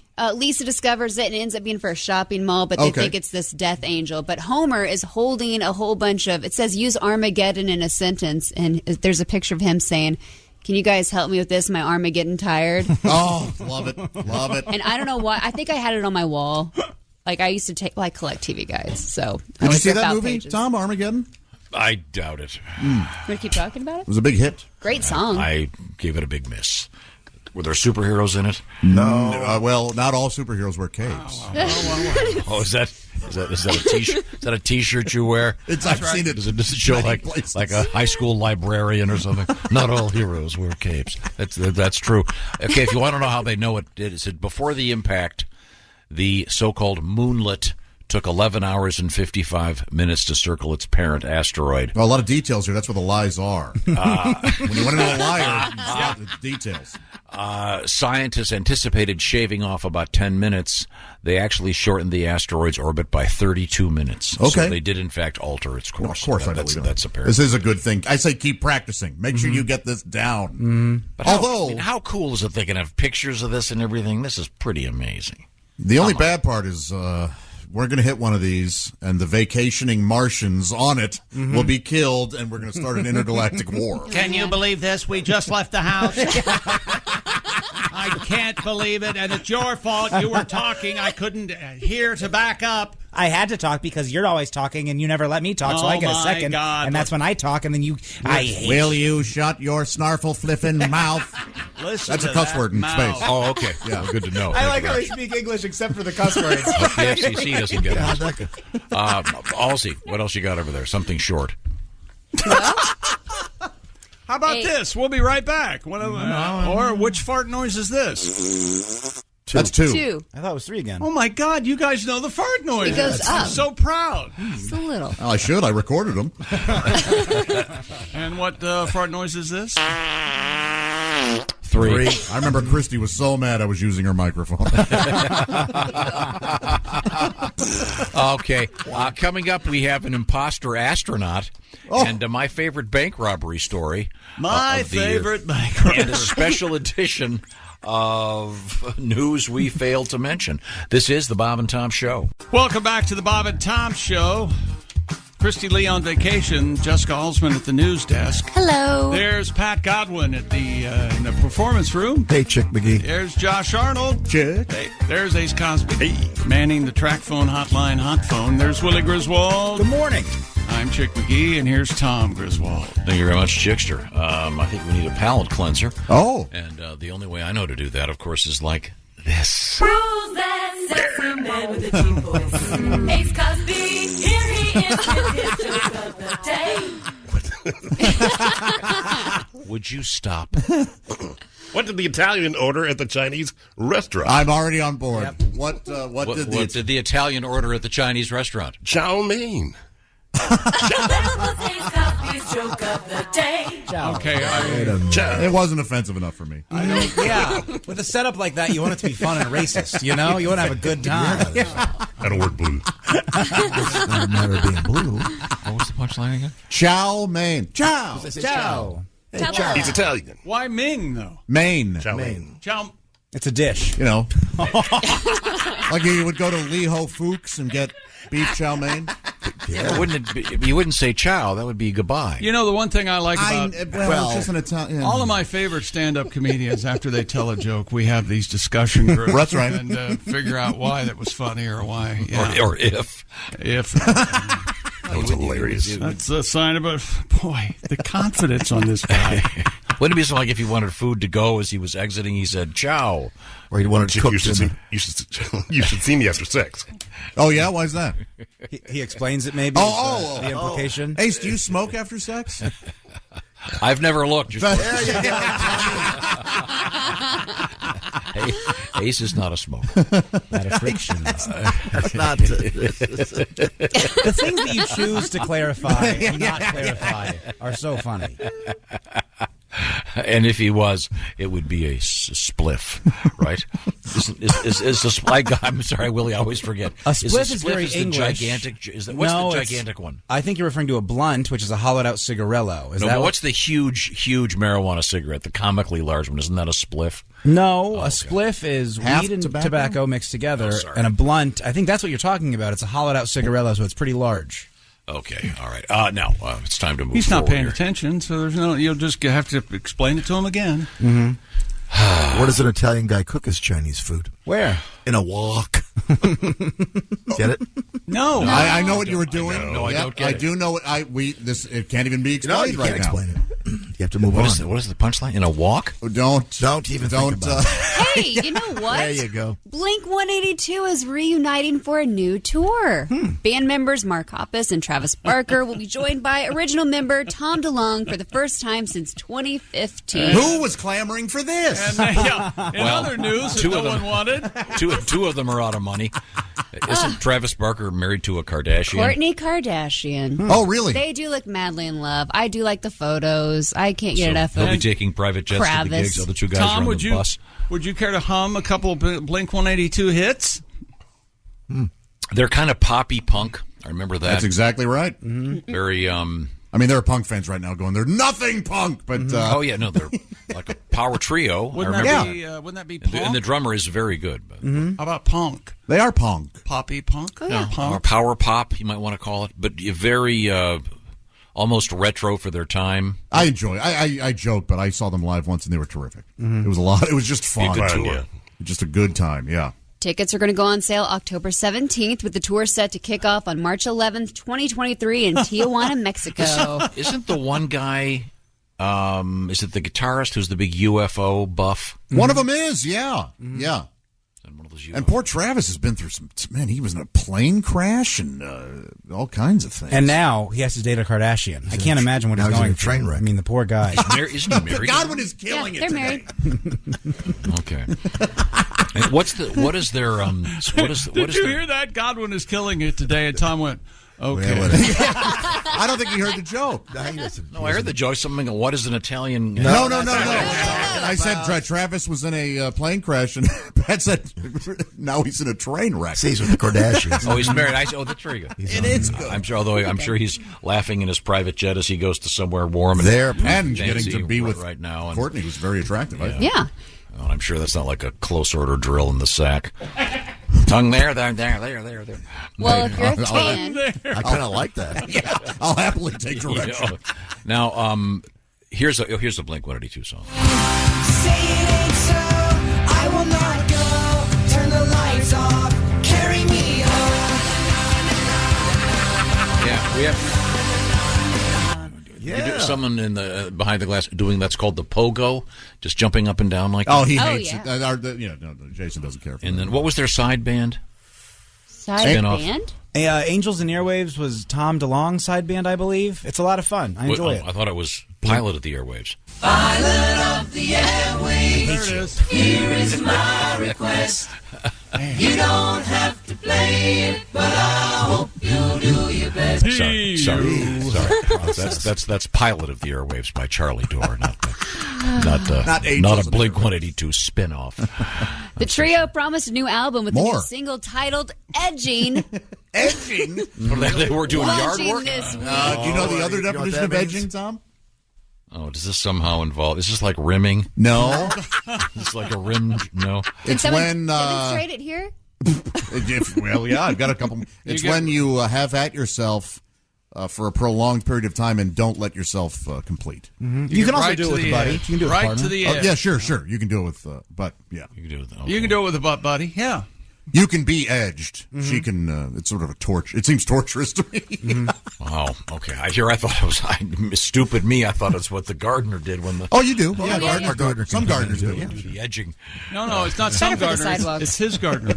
He referred to it as the gardener. Yeah, that's right, Tom. Everybody has gardeners. You're right. I have an edger trimmer. How about that? And I can trim, and then I flip it with my foot, and it's an edger. Oh, wow. Oh, yeah. Yeah, I had one of those, and it's essentially like a vertical helicopter blade. Right. Yes. It's there's no guard on it of any kind. This thing is deadly. I learned the hard way. Release the button before you flip it with your foot. And don't do your lawn care wearing your flip flops. And actually, I've had one of those. It's the heat pump of yard work. Is what it is. But I was telling a guy the other day about a certain language on the radio and how things had changed. In the 70s, you couldn't say the word condom on the radio. Mm. And then, unfortunately, due to certain horrific events, suddenly it became very important to say that on the radio. But we were talking about the reference to the male member. And I can remember the first time it came across the so-called newswire in an American news story, and it involved a guy. How do I describe it? He had what's called a rotary lawnmower, the kind that goes around. Not how do I describe it? You know what I'm talking about? Yeah, the blade spins. The blade spins, but the blades and it got jammed, and the guy tilted the lawnmower. Let's see, he tilted the lawnmower 90 degrees, so now the blade was spinning vertically. You following me here? Yeah, like a Ferris wheel. And then he straddled it and unjammed the blade, and the blade came around and cut off his male member. That is so awful. And the reason it made the news is because the surgeons then took it, and this is the part of this story that sounds fake, but it's not. Surgeons took it and they sewed it onto his sort of inner elbow. Oh, so they could keep a blood supply on it. Mm-hmm. I'm not kidding. No, and then they waited for, I guess, some healing to be done down in the groin area, and then they eventually reattached it. Miraculous, brilliant surgeons, et cetera, et cetera. Sure. Wow. Tom, didn't they initially put it on his face? Yeah, they put it on his face to the right of his nose. Unfortunately, it made him look cockeyed. Got one with the assist. There you go. That was the first time the word penis came over the newswire, and then of course in the Bill Clinton era, all bets were off. There was a British guy who they did that to, but they used his upper leg just above the joint there. Really? Yeah, he was Cockney. And, I love going on those journeys. I love that one. That was very nice. Wow. Says Chick. Not to Tom saying I loved that one.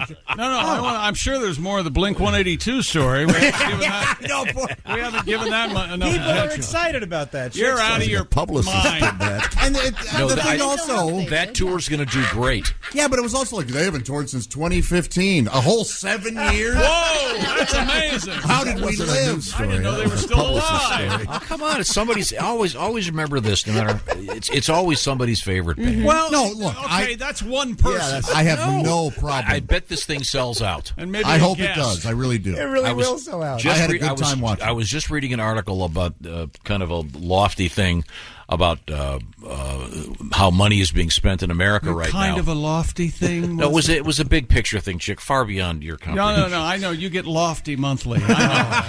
No, I don't. I get pretentious weekly. You two are insufferable. I'm on the email list of lofty. Get both. Why not? They were talking about how certain things, for example, Broadway shows are really struggling.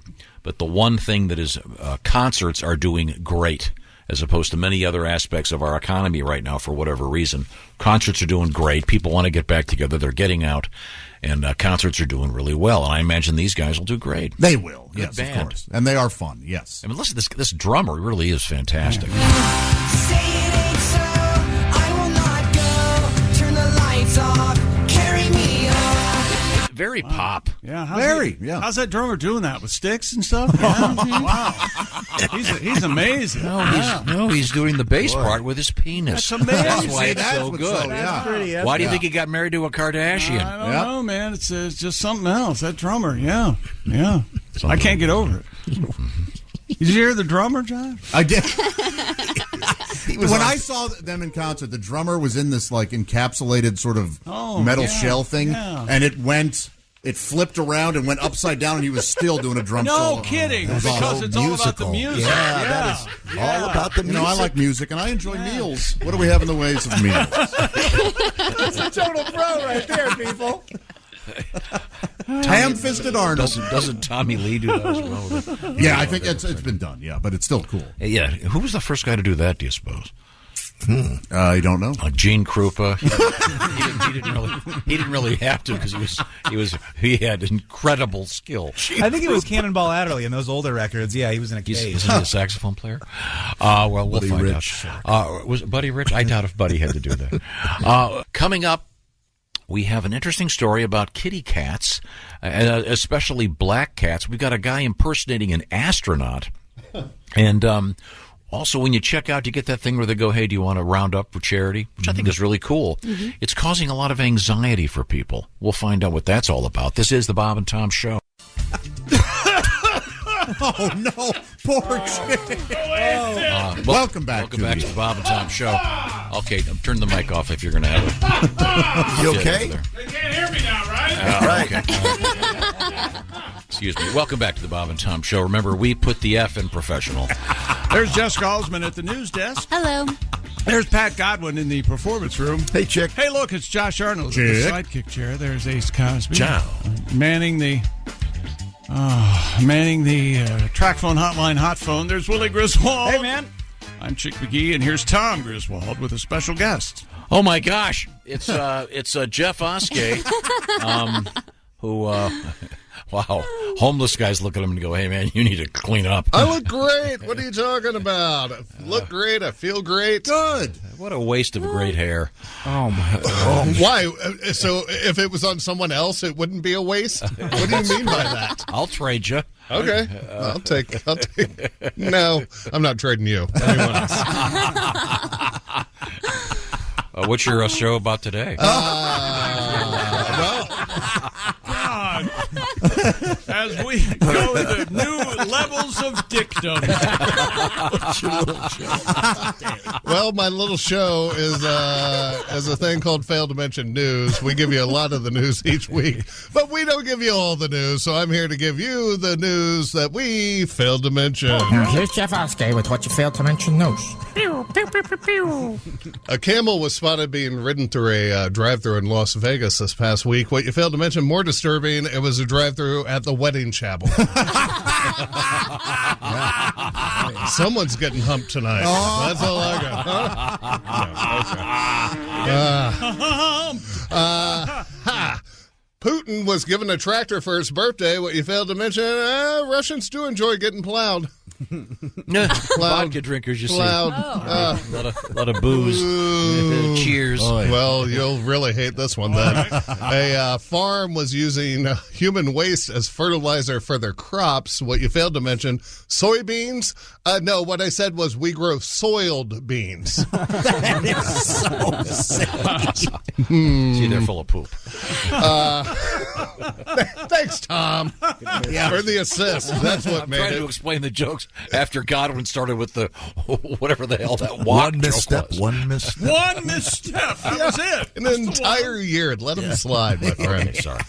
50,000 people die each year in India from snake bites. What you failed to mention, 50,000, and it's still that crowded? Sounds like they need to import about 10,000 mongoose. iPhone 14 apparently has crash alert that calls 911 if your phone thinks you're in a crash. What you failed to mention, look at iPhone 14 over here ratting on people. Maybe I didn't want 911 called iPhone 14. Maybe I wanted that to be a secret that I just crashed my car. You're going to call my wife and let her know I had lunch with my ex iPhone 14, quit snitching. Yeah, I was very drunk, iPhone 14. Yes, easy on the calling 911, iPhone 14. Keep this between us. Yeah. The rat phone. Go to the rat phone. There's a man named Mr. Doodle that has covered his entire house inside and out with doodles. Yeah. What you failed to mention, I'm not sure about a doodle house, but my fat ass could sure as hell get behind a noodle house. Oh, sure. Tasty. Yeah. It's a pasta joke, Pat. Yeah. Oh my gosh, I'm going to strangle you when I get done. Oh, He's not going to let that one go. I love you, but all right. Tom Brady is getting divorced from Giselle. What you failed to mention, good for him. She has to just blah, blah, blah, blah, blah all day and all night. He probably just likes being out on the field with all the screaming fans so he can get an hour of peace and quiet. You know, she makes way more than him, but I have a feeling he's still the one that makes the house payments. Yeah. I've dated a few supermodels. Not really. My son and I, this isn't really, I'm filling you in on a little back news. My son and I were supposed to go whitewater rafting this weekend. Cool. But it's really cold out, so I changed plans, and now we're headed to Chicago for the weekend. Oh. Well, you failed to mention, we're going from dodging boulders in the water to dodging bullets in the streets. I'll be honest, this is the first time in my life I didn't go for the cheapest hotel when I was booking. That's why we're only staying for 2 nights in a nice part of town instead of for the original 4 nights in any other part of Chicago. Well, fun. And finally, Willie Bean from Chicago, I asked him for some recommendations. What I failed to mention, I should have been more specific. He was all, you're going to be up there with your teenage son? Okay, then you're going to want to pick up some Lemon Haze or some Blue Dream. They're both a mild buzz, and it won't mess you up too bad around them. Now, the only bad side effect, they are going to give you the munchies. So you're going to want to hop the Purple Line to Jackson and get the best wings in the world at Buffalo Joe's. Yeah. I'm Jeff Voske, and this has been the news that we failed to mention. Failed to mention news. Jeff Voske. Out in Chicago, the Windy Apple. Got a letter from a guy about that. Thank you, Jeff. I got a letter from a guy about that news story about the guy that flipped over his lawnmower and lopped off his male member. Yeah. Mm-hmm. Yeah, yikes. You know what brand it was? No. Black and Dicker. It's right there the whole time. He's Black and laughing Dicker. like he heard something funny. What if it was a snapper? It might have been. They've been known to cut one off. I'm sorry. We turn to my right. You're right. What? I always love that. Is there a reason they do that in the play-by-play guy? They'll go, okay, the home team moving from my left to right. No, they say moving left to right on your radio dial.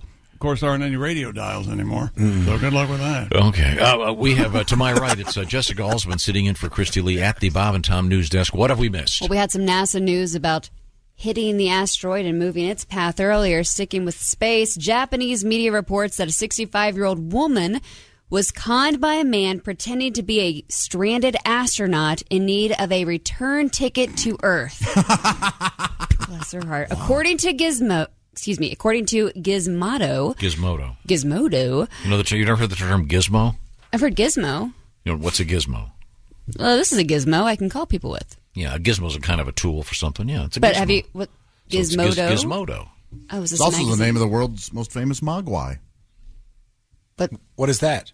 Gizmo from the Gremlins. Oh yeah. Yeah, don't feed them after midnight. No. Don't get them wet. No. Oh, okay, good to know. Yeah. I'm so what does Gizmodo say about this crazy lady? According to Gizmodo, the pair started corresponding through Instagram with the scammer claiming he was a Russian cosmonaut on board the International Space Station. Yes. The situation escalated quickly with the fake astronaut professing his love to the woman. He allegedly said he wanted to marry the woman, but one thing stood in the way. He did not have enough money for a ride back to Earth. I am wedding you. The woman ended up sending the man about $30,000. What an idiot. So he could leave the International Space Station and get back to Earth. What is it? Who do you pay?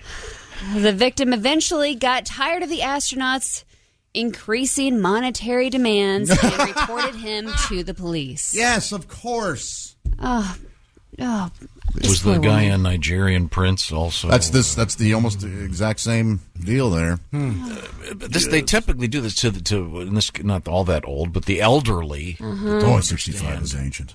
If you get a DM. Although I would think $30,000 to come back's pretty low. I mean, didn't the one guy just pay millions of dollars? Yes, but that's not the. I mean, if she had cracked open a newspaper, she'd know $30,000's a pretty good deal. You're so. saying this lady got a steal.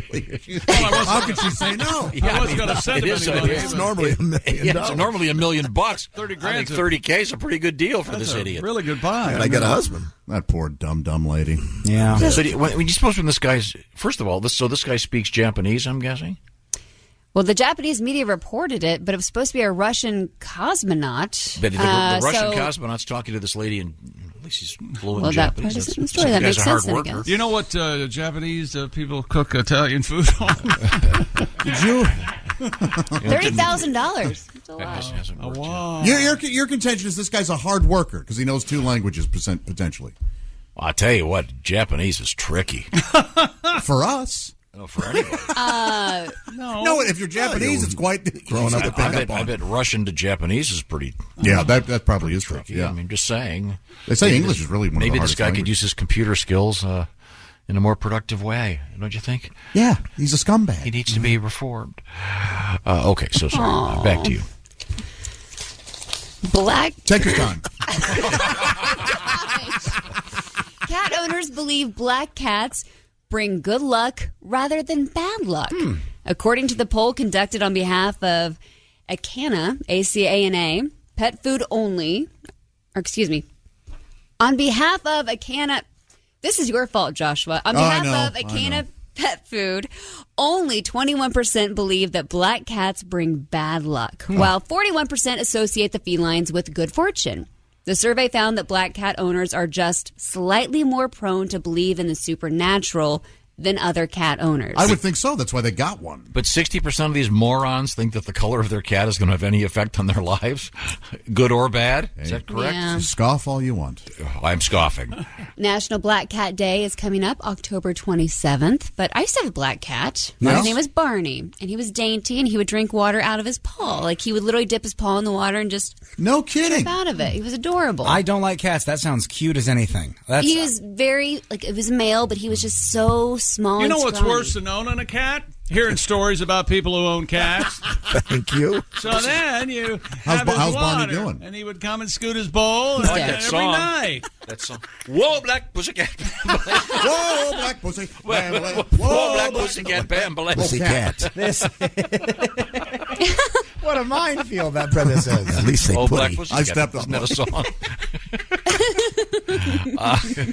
Oh boy. Count me out. Everybody?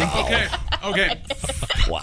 When it comes to cat ownership, count me I look like a out. genius now, don't I? Pat looks like a bona fide genius. Why'd you do it twice? I like it. Because I'm See, that's what Tom does. Ace, you get it.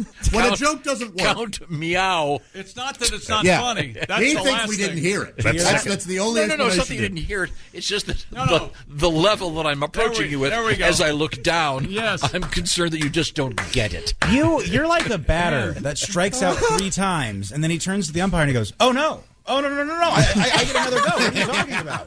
You are unfazed by your failure." And my It's favorite astounding. one that he uses a lot more than he used to is, well, that didn't get the laugh it deserved. But I often I said that yesterday too about one of Josh's lines. Mm-hmm. That did not get the proper laugh that it It's deserved. because he talked about like T.S. Eliot or some dumb nerd thing. You always think that you're. You know what? bridging- You're both right. You're bridging some gap. First of all, I'm working on a new project. Oh, really? Well, you know, Ms. Alsman, are you aware of the origin, if you will, of the stage play Cats? You see it? I'm not. This is your fault, Willie. Yeah, I know, Mr. Mistopheles and all his little It's friends. based on a sort of a fun book that T.S. Eliot, the American poet, by the way, born in St. Louis, he wrote this book, and it was sort of a fun thing, and as opposed to his normal stuff. But they turned it into a Broadway musical. He'd been long dead. My concept is to take the the famous poem "The Wasteland" and turn that into a Broadway show. April is the cruelest month, baby.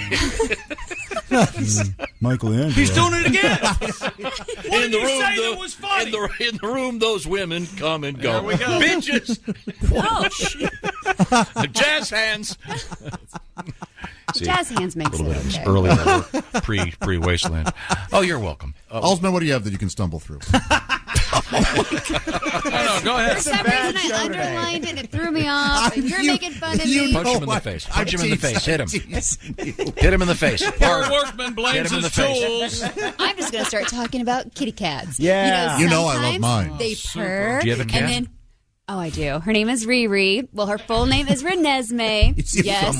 She is Team Jacob. Now will you do something? How did this happen? Is this some Star Wars thing? It's actually a Twilight thing. Oh. Back when vampires and stuff were cool earlier, Okay, Chuck, I'm on your side. Thank you. Don't put the razor down. When we come back, we have a border crossing violation. This is a stunner.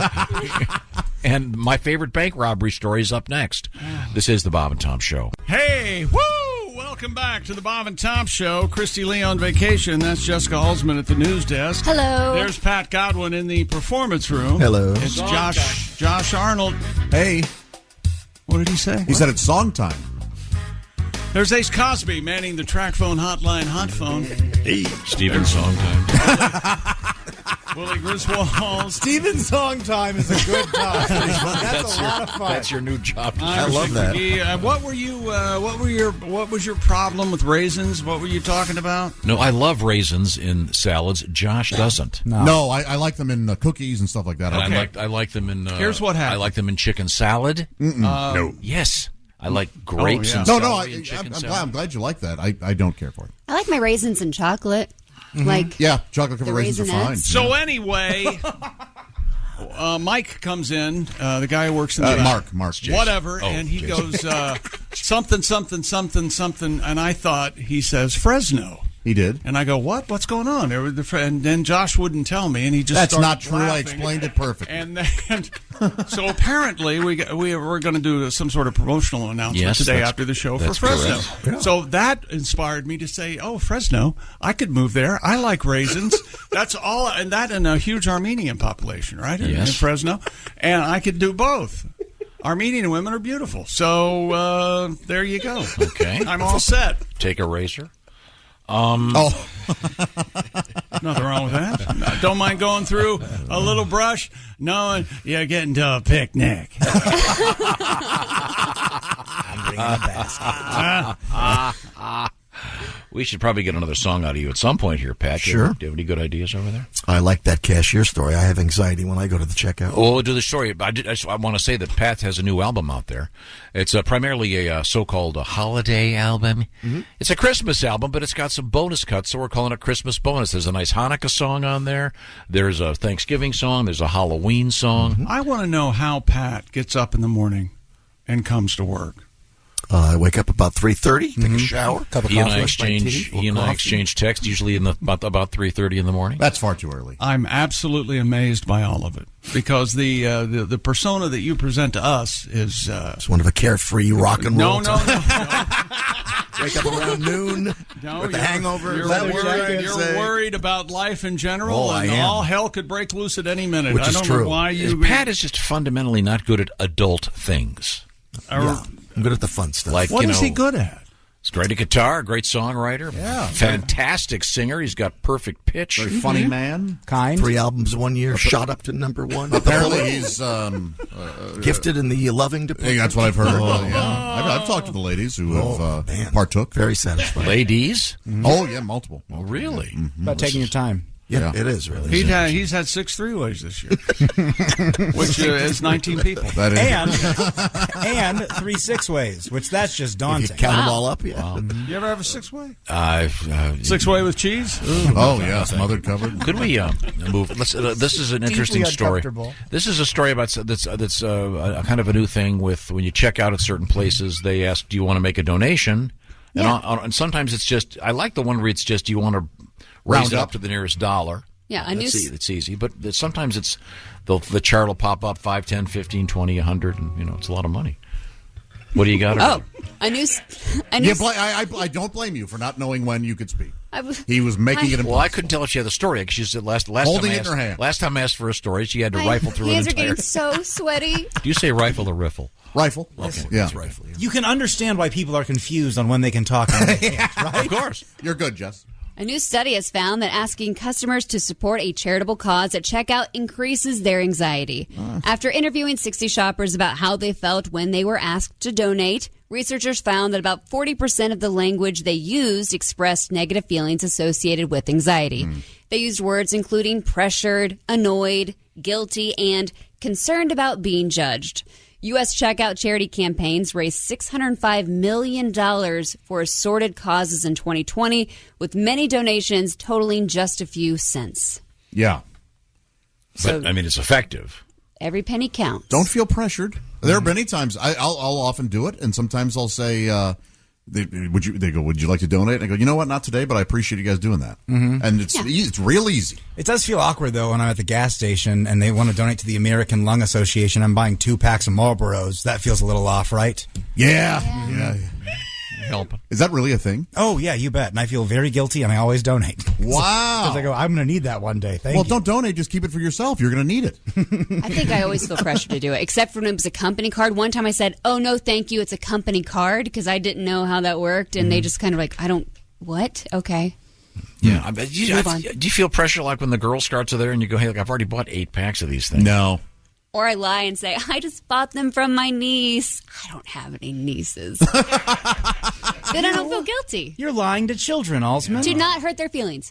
Depending on how old they are, I like to say, hey, why don't you chicks get some hoses and wash some cars out there? Man, you have 4 daughters. You have 4 daughters, 3 of which are minors. Okay, no, I'm just saying. I said of a certain Why age. don't you wet those tops down and get to work, huh? No, I do like the ones where I like the things where they're actually doing something for the money. It's, hey, it's a car wash. I always go through those. She works hard for the money. No, but it's just when it's, I got my sign. Great. Now, do you get anxiety? I assume, Pat. You probably get anxiety at the checkout, wondering if the card's going to go through. There's a lot of that. That's hard for me to laugh at. I've lived most of my life that way. As that thing is spinning around. Yeah, that's. But as I mentioned earlier, I was reading this article about a lot of places now when you check out. Restaurant places and stuff, it'll say you put the card in and it'll say restaurant places. He's right. Food trucks, coffee shops. Yeah, there's a thing on the screen and it goes, defend do you want to add a tip? And it'll say whatever, 5, 10, 20%, whatever. Yeah, the it restaurant might be. place. Yeah, right. No, which is great. It's very convenient. But this article I was reading, this guy was talking about how that same machine is showing up all over the place. This guy goes, I was checking out at my the veterinarian place, and they wanted to know if they wanted a tip. Now, veterinarians are great people, hardworking, but is that a place where it's appropriate to tip? I think so. No. Any place that asks if you want to leave a tip, you should leave a tip. No. I think it's the machine. Yes. But they didn't turn off that feature, maybe? Yeah, I think so, too. Just seeing if someone does it. I'm sure enough people do it. That's just Oh, wrong. I would feel obligated. You tip your vet? Yeah. I tip the where the ladies stay for overnight. If any veterinarian who's asking for tips, no, my money's going to veterans. Wait a minute. Are you putting your cat in storage when you leave? I'm not. No, I have a plastic Leave tote. a I food keep my bowl. cat in. It's a shame there are no air holes in it. How about a food bowl and shut the door? I mean, that's all they need. No, That's I what do. I do. This article was making the point that now there are places where it's appropriate and places where it just doesn't seem to be right. Yeah, exactly. I mean, if you were checking out of your physician, would you go, oh, hey, thanks. By the way, there's an extra C note in there for you, Doc. Wink, wink. Yeah, no, tips aren't, and nobody's entitled to tips. I stand by You tip it. because they did a good job. If the tip is mentioned on the doodad, leave a tip. I'm talking about those screens, and then there are places. That's what I know what you're talking about. There are places that should have it that don't, such as what is it called? Sweet Leaf or Sweet Greens, whatever's the salad bar place. Oh, you'd like to be able to tip somebody? Yeah, and then there isn't a tip thing. Yeah. And there are other places where you go, where's the tip jar? And they go, we're not allowed to have tips. Pat, do you accept tips, Pat? We're going to wait till the next break when I sing this song, if that's what you mean, yes. You have a tip song? No, she's just trying to set up the cashier song. Hey, you know what? Oh, my God. I got a tip for you. Yeah. You should find another job. That's your tip. That seems That's your tip for today. so mean. I'm just trying to help. You don't want my assistance, don't take it. Yeah. I'm just offering. What happened this morning? When we come back, we have a song, Pat? Yes. I'm All right, looking forward to that.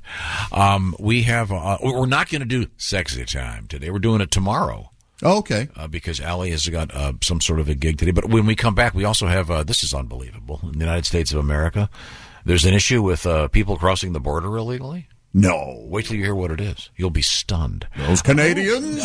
This is the Bob and Tom Show. Hey, welcome back to the Bob and Tom Show. Christy Lee on vacation. There's Jessica Alsman at the news desk. Hello. There's Pat Godwin in the performance room. Hey, chick. Hey, it's Josh Arnold. Hey, chick. Josh is dancing, doing something with his neck, Tom. You don't want to miss it. There's Ace Cosby manning the track phone hotline hot phone. Okay, two things. We have Life with Tom coming up. Oh. There's Willie Griswold. Good morning. I'm Chick McGee, and here's Tom Griswold. What did I do? So I said, look at Josh real quick. He's doing something with his neck. And you shot a look right at Pat Godwin. It was amazing. And then I'm standing in the break room having a piece of candy. Yes. As I do, a little sugar rush. And he comes up behind me and goes, "Oh, you making a cup of tea?" And I go, "No, I'm getting a piece of candy." And he goes, "Oh, I thought this was your cup." And I go, "No, that's your cup." It was in his own personal Keurig that had to be set up just for you. I forgot the last break. I started a cup of tea. Yes. It was half done. I had to get in here, so I slipped another thing and I forgot about it. No. It's quite delicious. That's Thank you. Your cup. Very good. I was wondering why you were over at my Keurig. You lunatic. We were talking about your father's a lunatic. this issue in which now when you check out of certain places, they ask you to make a donation to a charity. Or sometimes they go, "Hey, do you want to just round up?" The round up one is a no-brainer. Mm-hmm. Not necessarily, man. Not everybody is in a position to do it. Mm-hmm. So don't feel bad about saying no. Take care of yourself. I always like it when they match the donation. I think that's great. When I'm helping out, you're helping a little bit too. That's fun for me. Yeah, I certainly agree with that. But now, so checking out with a cashier, you have a song about that, Pat? Yeah, I get anxious about that. I'm trying to check out, and I got that chatty clerk. Yeah, I just want to pay for my stuff now, and I'm almost late for work. Such a chatty clerk. She says that's a lot of toilet paper for just one family. Who's the headlight shampoo for? And these suppositories. Just ring me up, chatty clerk. Come on now. All she wants to do is talk my ear off. Such a chatty clerk. All I want to do is pay for my scratch-offs. Yeah. Oh, you're such a chatty clerk. The tampons on my daughters, yes, thank God that she's not late. The ice cream is for me, yes, I'm aware I'm overweight. She says, "Aren't you Patty G from the Bob and Tom Show? Are you really that horny? My mom wants to know." Josh, with that much pizza, I love sports with chick. Does Tommy G really have a 12-inch? Don't say it. Shut up, chatty clerk. Oh, now I'm the jerk. A chatty clerk. Oh, nice. Very good, Pat. Very good. Cha-cha-cha. Got another letter. We were talking about the Blink-182 reunion. Oh, sure. And I think it's great. I think it's going to be fun, and I think it'll sell lots of tickets. But Chick had a problem with it. I did. I got a lot of problems with a lot of stuff. And I got a letter about that. Oh, with me? He's got a problem with me? They shouldn't have a problem with me. Dear Idiots and the lovely Jess. Oh, this is well, sweet. thank you. Isn't that nice? I've listened to your show my whole life. I just wanted to say, Chick reminds me of my grandfather when he gets mad about the Blink-182 concert. That's right. You're darn right. My grandpa would always yell at me, screaming, "That's not music." You're darn right it's not. And then he would blast polka music on his boombox.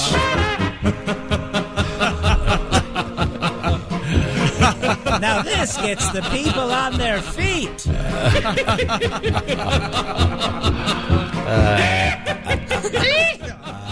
scared. Okay, that's enough of that. What is that called? What's that called? Laughing polka, maybe? Yeah. The laughing polka. It's a laughing polka song or something. What do you think it was? Smoke Gets in Your Eyes? Something like that. Yeah, I missed it. Weird Al has a song called "Polka Your Eyes Out." Makes me laugh every time. The name alone does a lot of the work. Exactly. Polka Your Eyes Out. Yeah, he has to be pretty clean. Who wants to hear? You have to wonder if Polka there's Your like a Eyes dark side. This next one called "Polka My Ass." It's Dirty Al, baby. Dirty Al Yankovic. Weird Al yank my dick. Once over there, just ignore it. Just ignore it. It's, Jessica is sitting in for Christy. What else have you got over there, Ms. Alsman? New Zealand has proposed taxing the greenhouse gas produced by cows' flatulence. Yeah, of course they have. Burping and peeing. Ugh. Was that real? That was like a long way down. It's like a haunted well. burp. That was very. Oh, the tax meant to combat climate change was condemned by farmers. Prime Minister Jacinda Ardern said all the money collected from the proposed farm tax would be put back into the industry to fund new technology, research, and incentive payments for farmers. Shut up. Don't blame the messenger. No, not you. I was not telling Alsman to shut up. It seemed like that. I was telling the Prime Minister of wherever this is. Yeah, why hurt farmers? That seems so New Zealand is a pretty big place. Yeah. You might want to check it out. It's not that kind of big. there in the ocean there. It's not too far from We could invade. Australia, though. sure. We could invade quite easily. Oh, no, It's the beautiful. orcs. Didn't they just film all of those Lord of the Rings movies there and stuff? Yeah, well, that makes it worthy saving, I guess. Yeah. Oh no, it's a gorgeous spot. It is gorgeous. How are they going to? I mean, are they literally? Bilbo says, how do they count how much flatulence a cow? Yeah.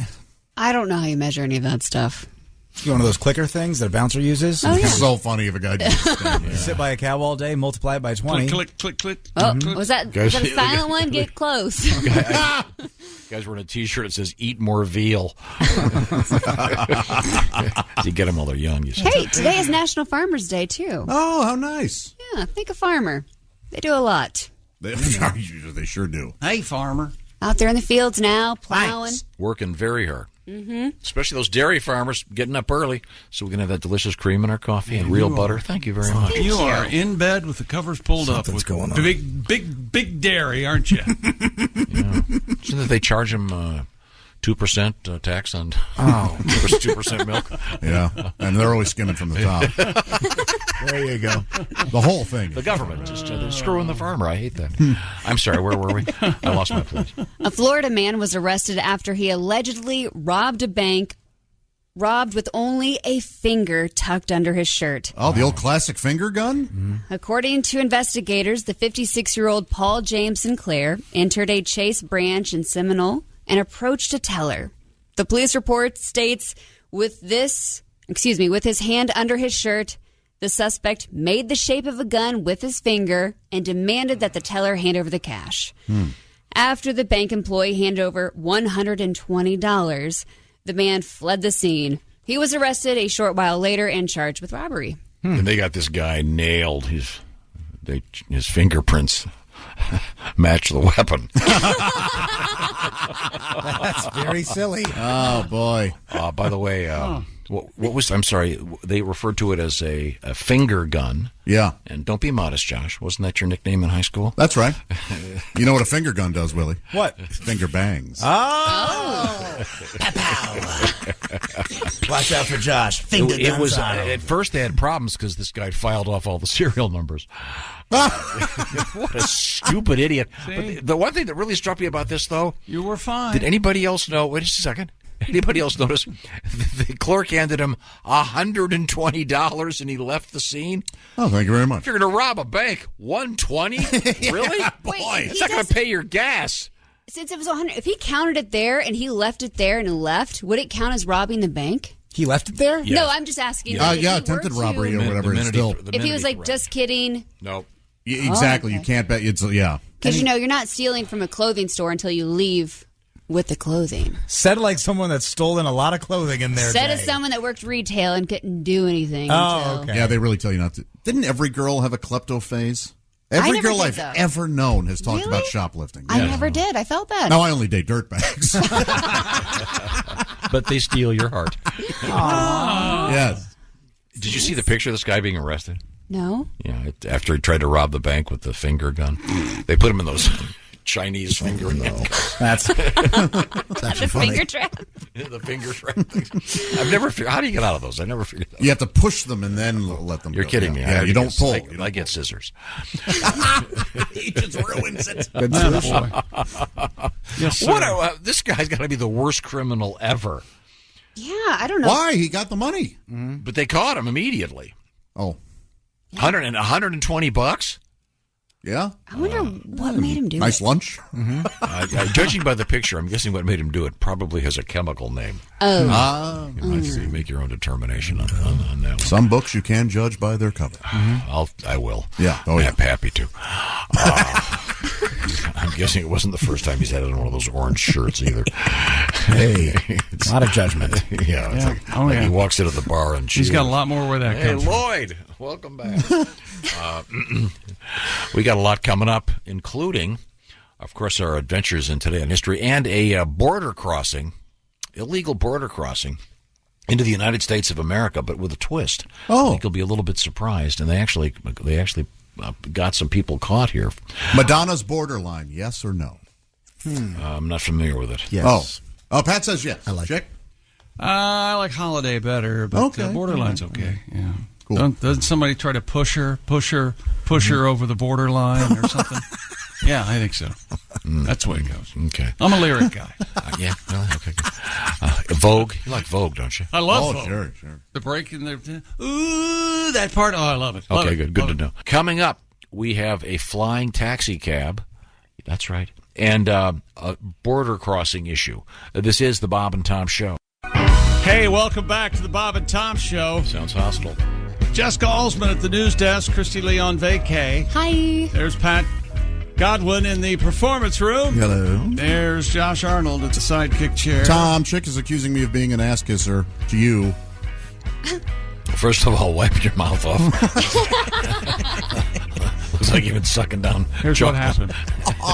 Tom was telling This is off-air talk. a story about Not a story. Here's what I do with smoothies. And No, Josh I was fired discussing- back. That's a good idea. That's a really good idea. Oh, you used kale and peanut butter there? That's Mr. amazing. It was a good idea. No, it's a good idea if you're a smoothie person using riced cauliflower to make it nice and thick. healthy, I've never heard of that before. It's I would have delicious. never It's delicious. thought of that. It's the kind of thing you might stumble upon if you're reading some kind of intelligent journal, as opposed to Ace Cosby leafing here. through the latest Yeah, comic there's book. Willie Griswold. Yo. I'm Chick McGee. Here's Tom. Good way to sneak in vegetables. My buddy Tom. And we have another sound effect. Can you identify this sound? Oh, ready? Ready? Okay. I'm so horny. It's Pat Godwin. That's exactly right. Let's just go to the mailbag, shall we, before we get to the rest of these news stories? Sure. Hello, radio legends. Oh, this is the wrong station. I'm a truck driver in New Mexico, delivering overnight all over the state. I was listening a few weeks ago. You guys were talking about the furthest distance traveled to go see a concert. That's pretty cool. Yeah. I know one for you guys. Topic. Oh, yeah. Pat and I flew to London to see Eric Clapton and Cream. Yeah. The Cream. That was so cool. Final show. Oh, it was the best. The farthest you've ever... Ace, you've probably been all over the place. What's the farthest you've ever been to see a show? Vancouver. Oh, good. Nice place. Who did you go see? Bon Jovi. You have my deepest sympathy. I'm sure it was a good show. Sounds like a good Great time. show. I'm a cowboy. Ace gets mad when you tease Bon Jovi. It was a joke. John Bon Jovi is a great guy. I was kidding. Chick McGee, farthest you've ever gone to see a concert? I don't know. Across the street. Okay, sorry to bother you. Just go back to your Let me computer. tell you, buy Bon some more Jovi was shoes. playing in my bathroom. I'd go to a restaurant. I can tell you that. John Bon Jovi is a great guy. He is. You go to his restaurant. As a person, he's a really good guy. Halsey, farthest you've ever gone to see a show? Denver. And How long a drive was it from where you were? Well, I flew to Denver, so I don't know how that would count. But Red Rocks? actually, no, it was Sandler. Was it the Wiggles? Oh, you saw Adam Sandler. Oh, But cool. actually, next week I'm driving to Manchester, New Hampshire, to see Adam Sandler All right. again. But it's his hometown, and I just think it's It'll going be to be a great. You'll different have a great show. time, I don't know yeah. how far away that is, though.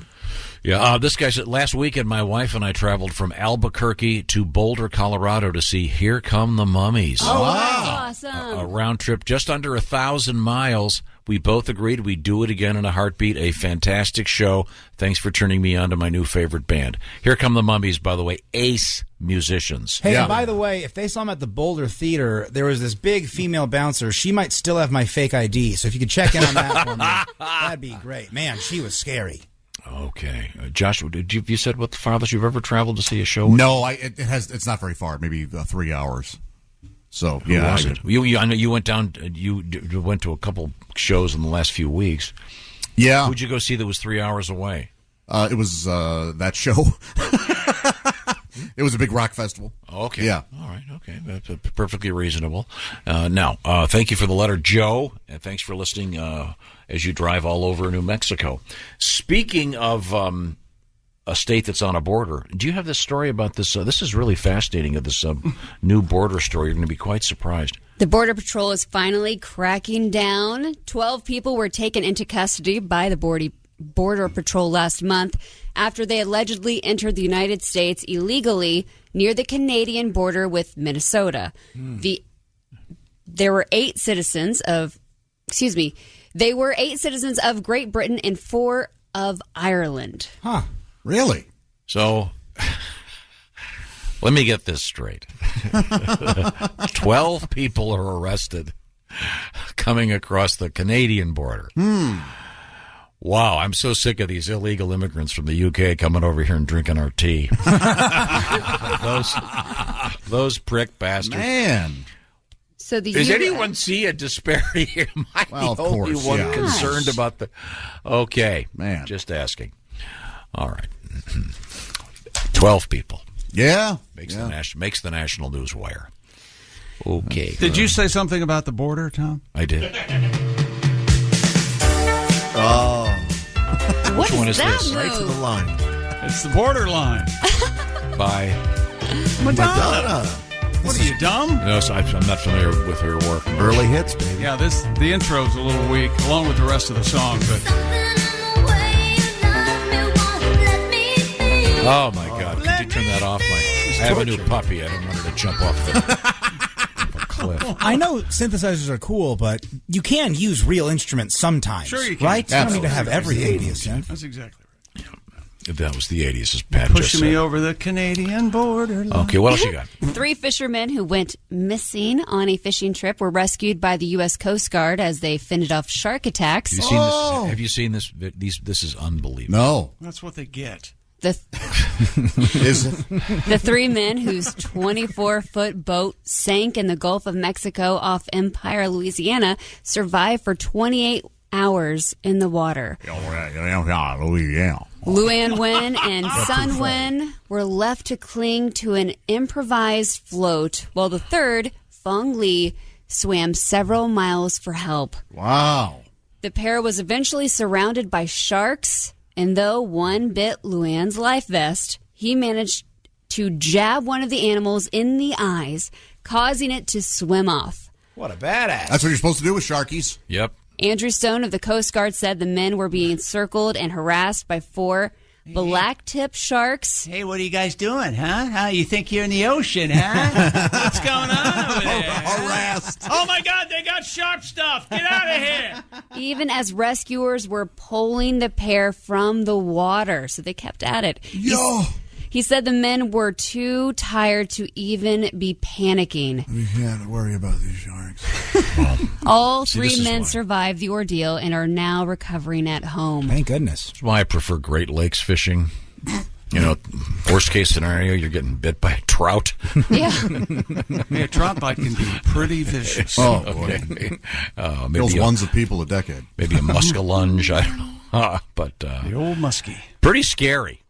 Yeah. 28 hours in the sea. Yikes. And just before it's rescue time, the sharks are circling. Wait a minute, where are you with? Why don't we charge these guys for the what it costs to make the rescue? Mm-hmm. Where are you on this? That's what you normally say. Well, no, it's different if you're someone who How's it is different? Well, if you're an irresponsible hiker and you don't have the proper equipment, and you go out there when it's freezing cold and they have to bring helicopters and everything else, that's one thing.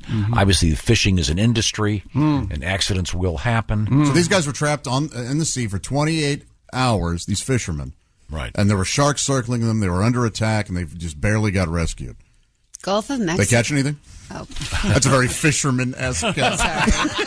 That's like if two fishermen at a bait shop were talking. Yeah, so actually, there was probably just one shark, but since they're fishermen, there were 20 sharks. 9 feet long.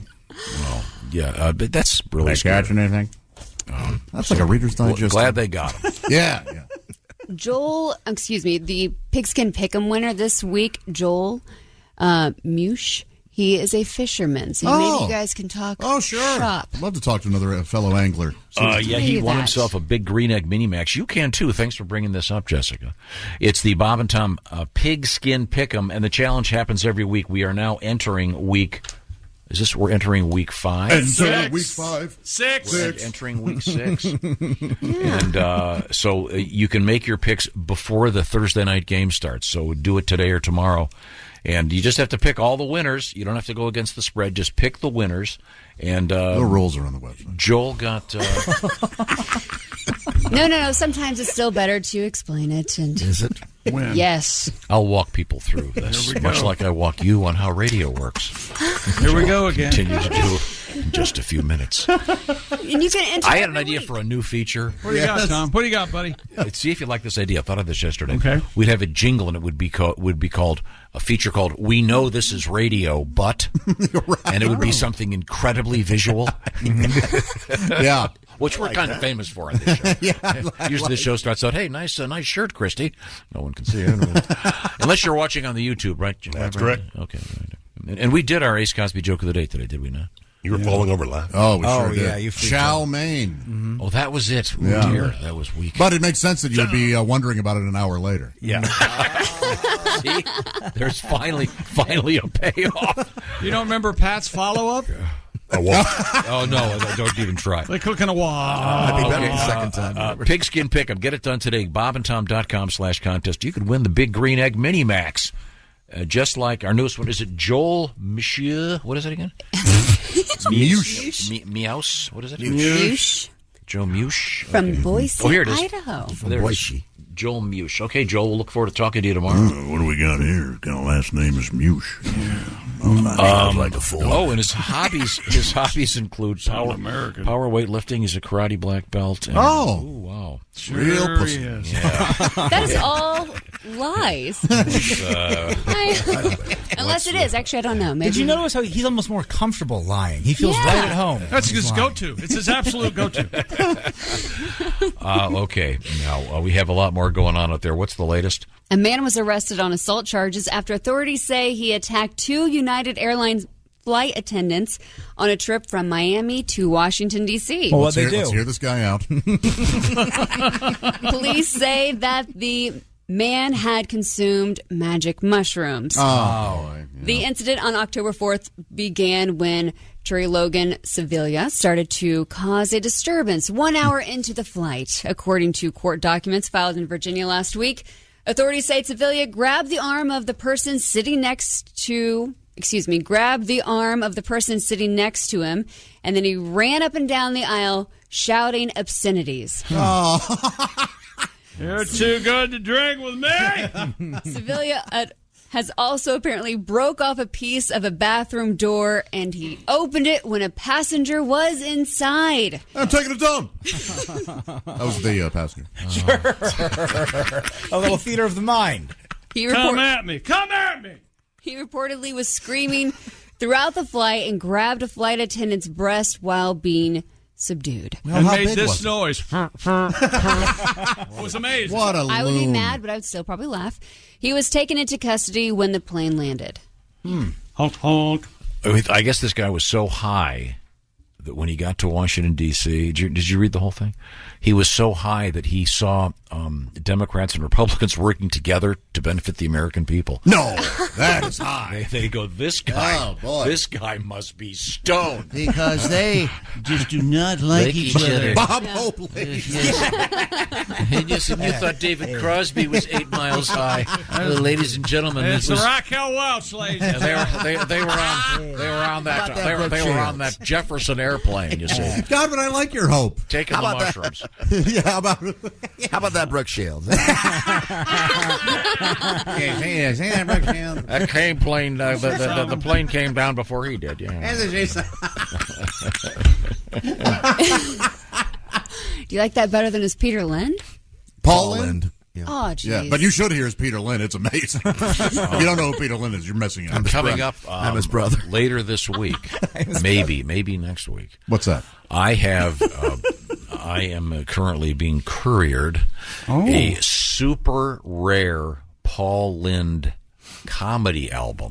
I can't wait. Never released. Oh my God! Never released. How did you get it? If it was never released, I know people. Wow, I can't wait. And these people listen to the show and they go, they know how much we love Paul Lind. Yeah. Oh, look, Paul Lind's here. Yeah, we could do the line of the day. My gosh, Paul Lind. Yes. No, you want the intro? We got intro music for this now? You have a question from yesterday. Sexy man with a deep voice. Mr. Paul Lind. Here he is with his joke of the day. Now, Paul, what do you call a man who gives you diamonds and pearls? I'd call him darling. Mr. Paul Lind. Joke of the day. Yes, you would. wow. That guy was the funniest ever. Actual line. And you met him, right? Yeah. You didn't have to drive him around Ohio for some reason? Because he had some drinking issues.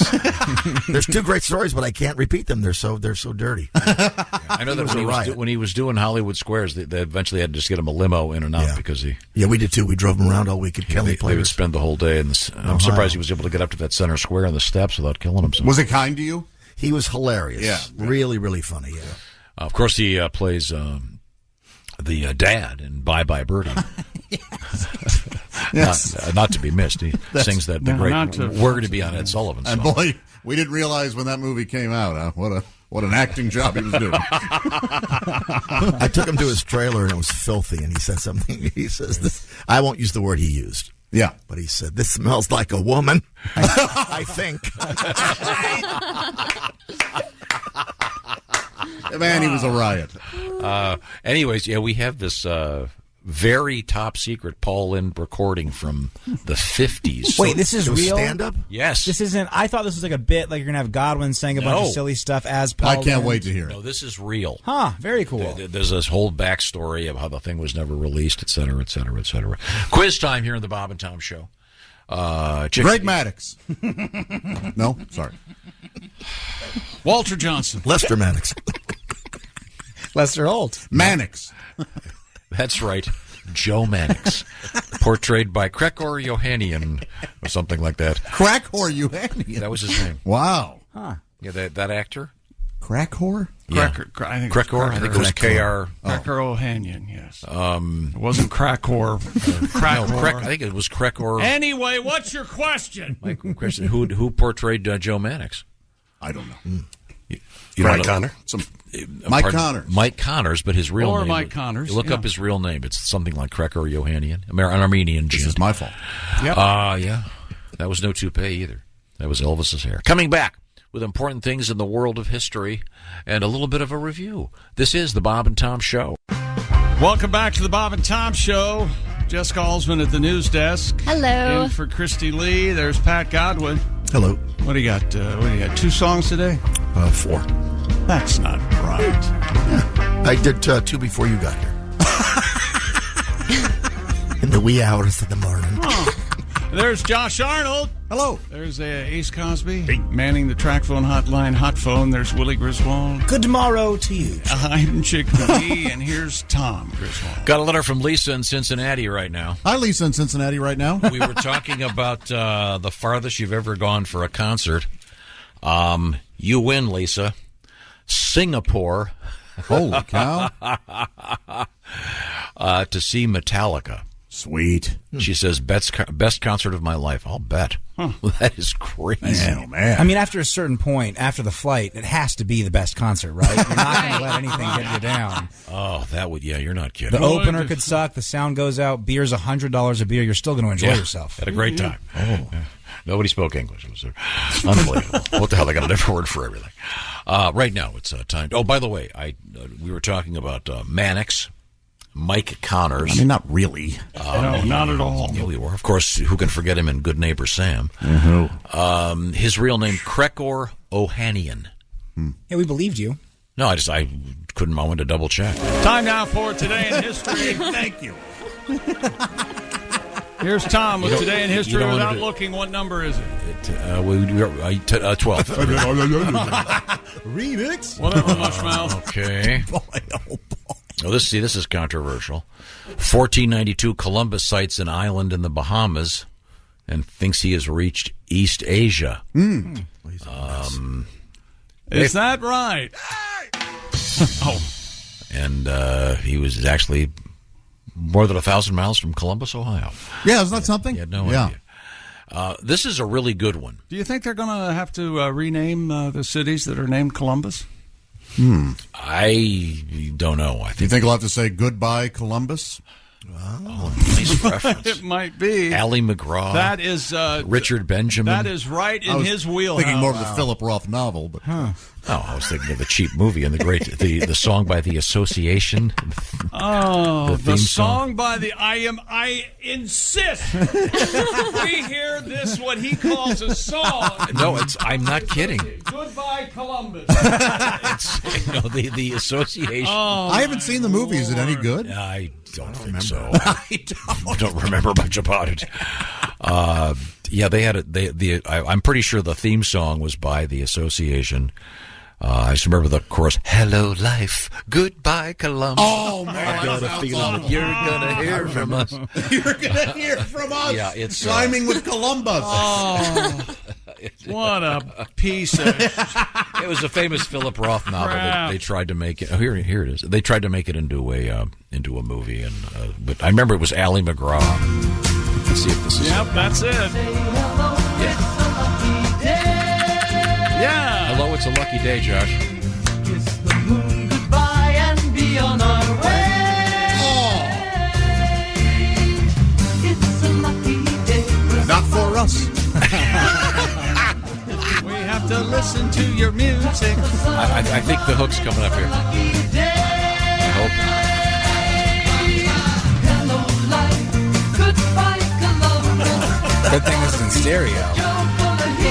So you thought I was joking. No, it's worse than I remember. Absolutely terrible. Not good. Could you imagine the book after those guys? Hey, look, can you write a song? You've got to have the words "Goodbye, Columbus" in it. We can do it, sure, boss. No kidding. Now, you know the famous Beatles story, Pat? Which one? Where Lennon said, I'll never do that again? No, I don't know this one. Well, they asked him to write a song called Hard Day's Night. Yeah. Hard Day's Night. And it's a great song. Let's see. On this date, which president on this date changed the name of the executive mansion? What did he change it to?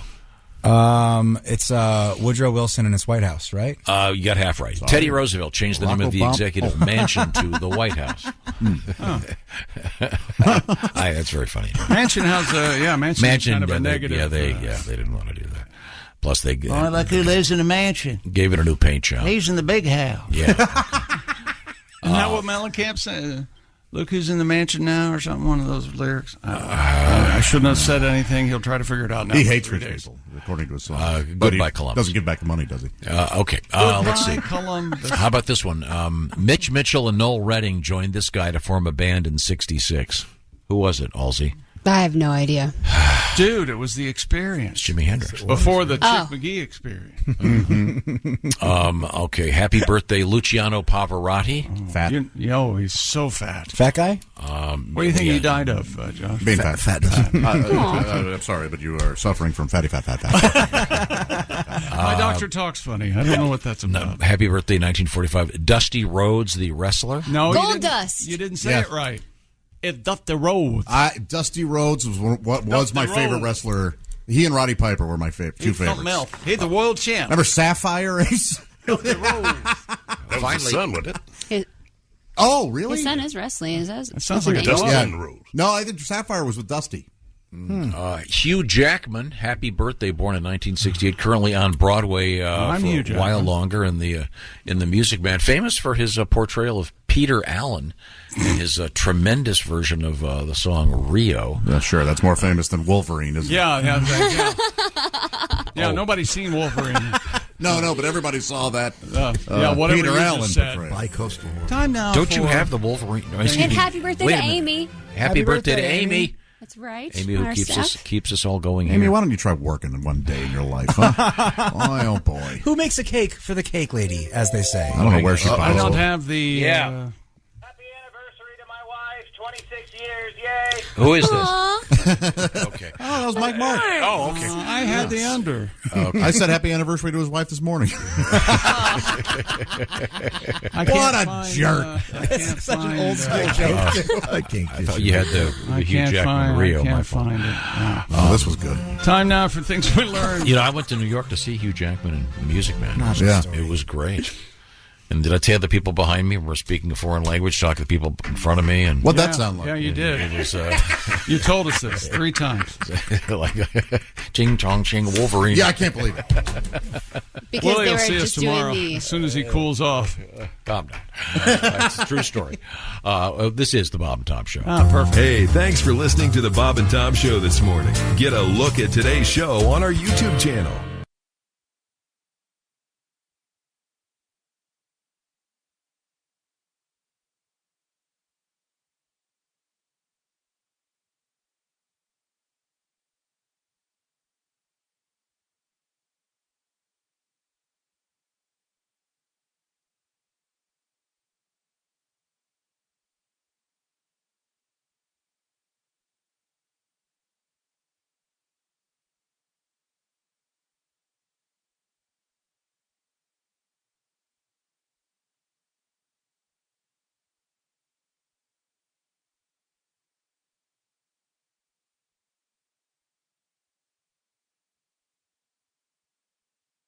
Jim Rome takes on sports. Why? Because you're not playing me. With rapid fire takes. Y'all went from the Super Bowl straight to the toilet bowl. He's not over the NFL. The NFL is over him. Scorching debates. All the good, all the bad, all the ups, all the downs. He's the Spitfire of sports smack. Sorry for what I said because it was appropriate when I said it, but I can't say it anymore, dude. You are killing the game. The Jim Rome Show podcast. Follow and listen on your favorite platform.